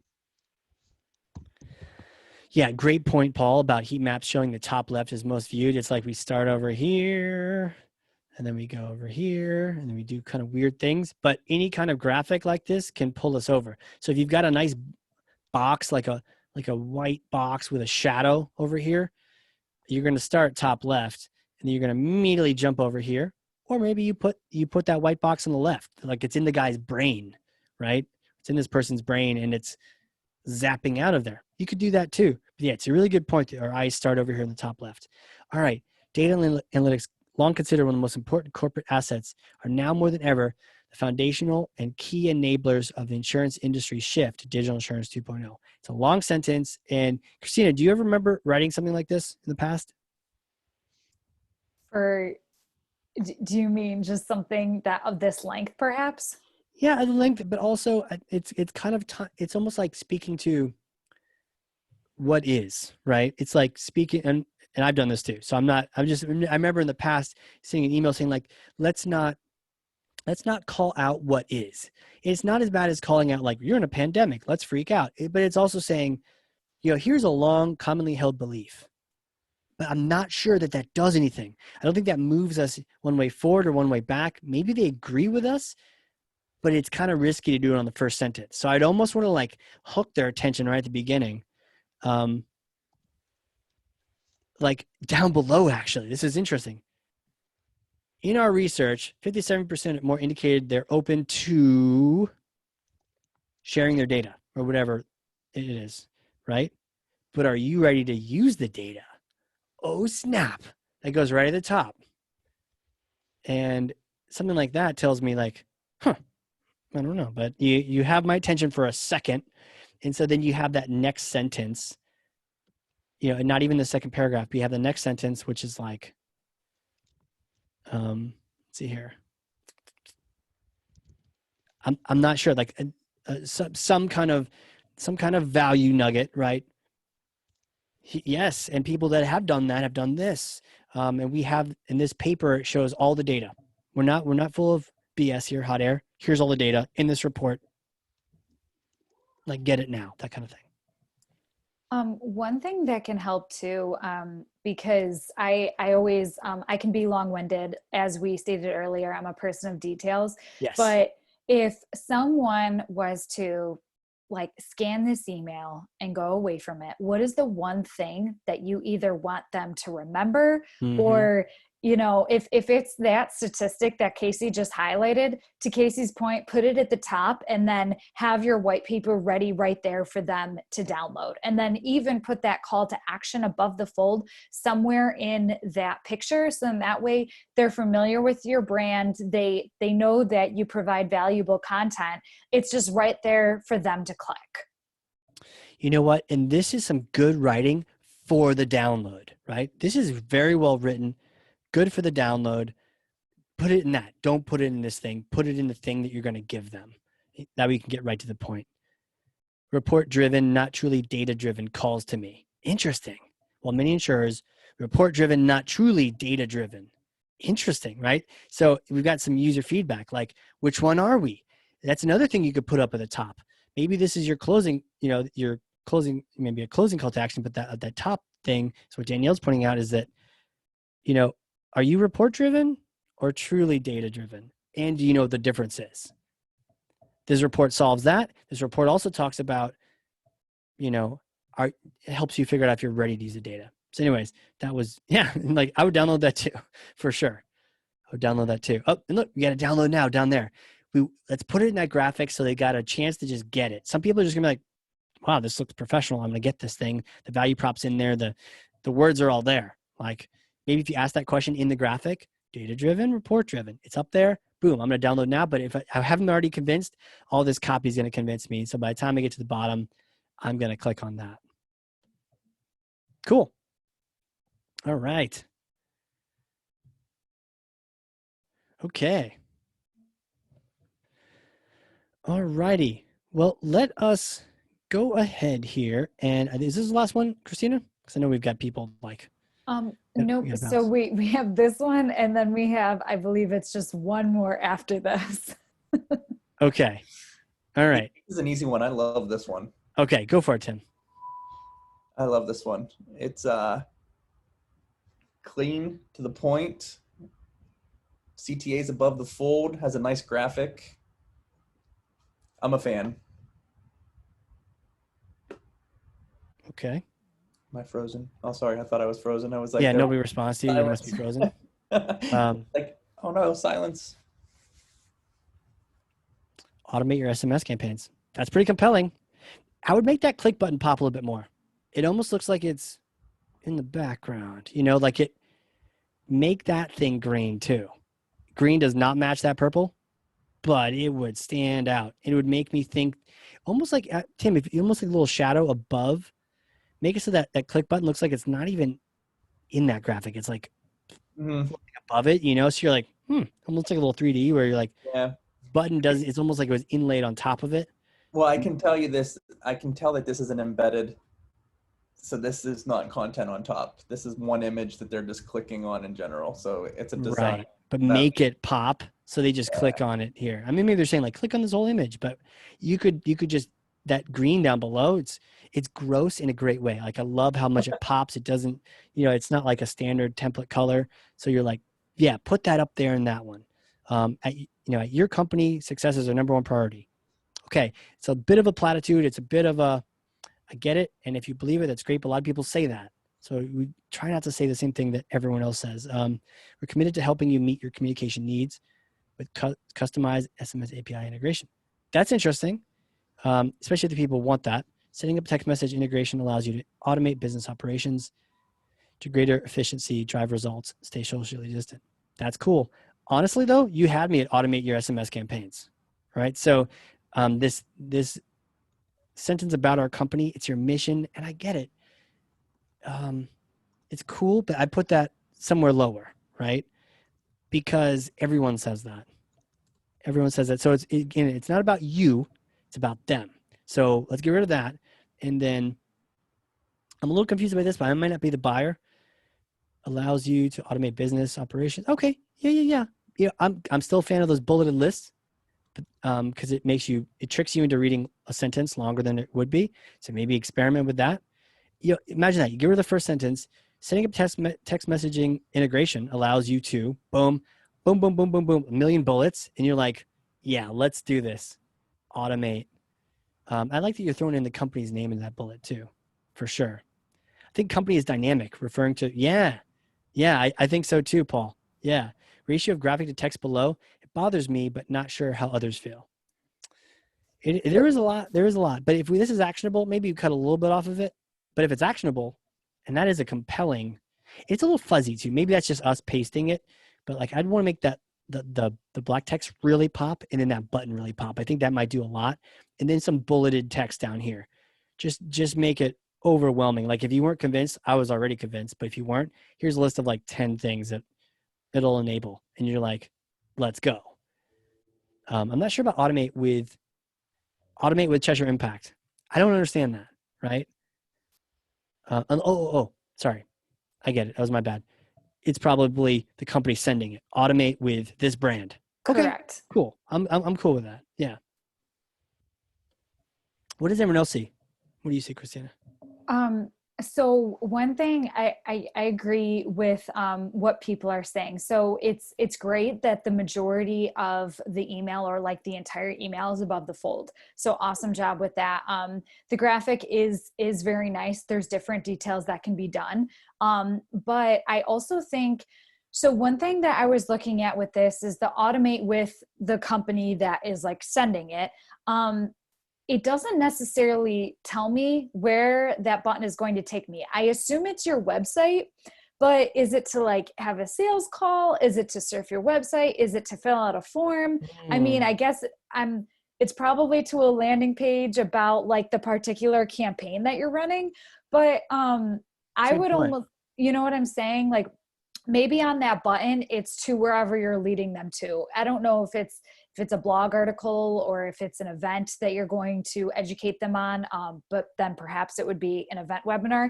It was just like a slightly unclear of where your call to action was leading me as the recipient. Like I said, I'm guessing it's your website, but not entirely sure of what's going to happen next. Yeah. I totally get that. It's a really good point. I was almost like tricked by some really good graphics to like click, but then what, right? I'm interested, but what am I interested? What is the next step? Am I signing up? Do we want another step in between? Is it a demo? It's a great point about getting more specific about that. All right. This is our last one. Mm-hmm. We made it. So let's really go crazy here, and then we will go eat dinner and get things done. Thanks for those still here. Awesome. Let's do this one. So what is the background on this one? So the background on this is, so this email is still in development. It's for an upcoming event. The subject line is even one that is still drafting in the works. Yeah. So any kind of feedback that we have for that, or even the group here has for that, greatly appreciated. But this is just the general text. I don't think they have actually put the HTML together quite yet, but this is the content of what's going in there. Good, good. All right, quick tips here on, let's decide if you want to do personal or corporate, right? We've seen some great examples of some great graphics. I would recommend trying both, right? Have a really fancy one, hustle like a pro, you get some good stuff in there, and then you can capitalize your subject like you're doing here, right? And then you can put some cool graphics in there, some call to action buttons, you really pop it. You've got some bullets, you're already doing that, you just need a big graphic at the top, so where it says join us for the most much anticipated thing. Put all that in a big, cool graphic, and then you got a cool paragraph, you get some takeaways, right? It's short, sweet, to the point. And then flip it around, try to have it like an invite from someone on the marketing team and doesn't have any graphics, and you've already got the text here. It's pretty good, and you just want to shorten it up a little bit. And then instead of being from the company team, do it like happy hustling at the end. You have it from the person. And I love the idea of you first send out a corporate looking email, and then you follow up maybe 2 days later saying, did you get the invite? Just in case you didn't, here's a link, that kind of thing. What do you guys say? Totally agree. I think that's an awesome campaign funnel type thing, is Yeah. come with the company, the branded email, and then from there get a little bit more personal from the salesperson or wherever it would be from, and say, hey, here's the link if you missed it on the first one, type of thing. Yeah. Yeah. Perfect. Yeah. So I would go one or the other, or just do both, but go strong on the graphics, and then also careful using the company, the drop name too many times. If you do it too many times, then it almost makes it more clear that it is like a company doing it, because a human's not going to say it like, it's like people mention your name in a sales call. Thanks for taking time, Casey. I hope you're doing a good time. Casey, tell me, do you have any challenges with Pardot? Because Casey, I'm really curious to know what your take is on this. And you're like, whoa, okay, you're doing some weird sales ninja thing on me, right? So it's like, kick off and just even read it out loud can be really helpful. Kicking off your P2P texting campaign with a deep dive into, oh, this is your company. Okay. But so I misread that. But even your company, bringing it up too many times, I get it. You're emailing me from your company. So you need to do that. And again, if it's a personal email, it's more about me to you. It's one-to-one. If it's from the company, have the company name in there, just maybe not so many times. Might be good. And then I would hide this registration link underneath some text, so it's not all out there as a Zoom link. That's what I got.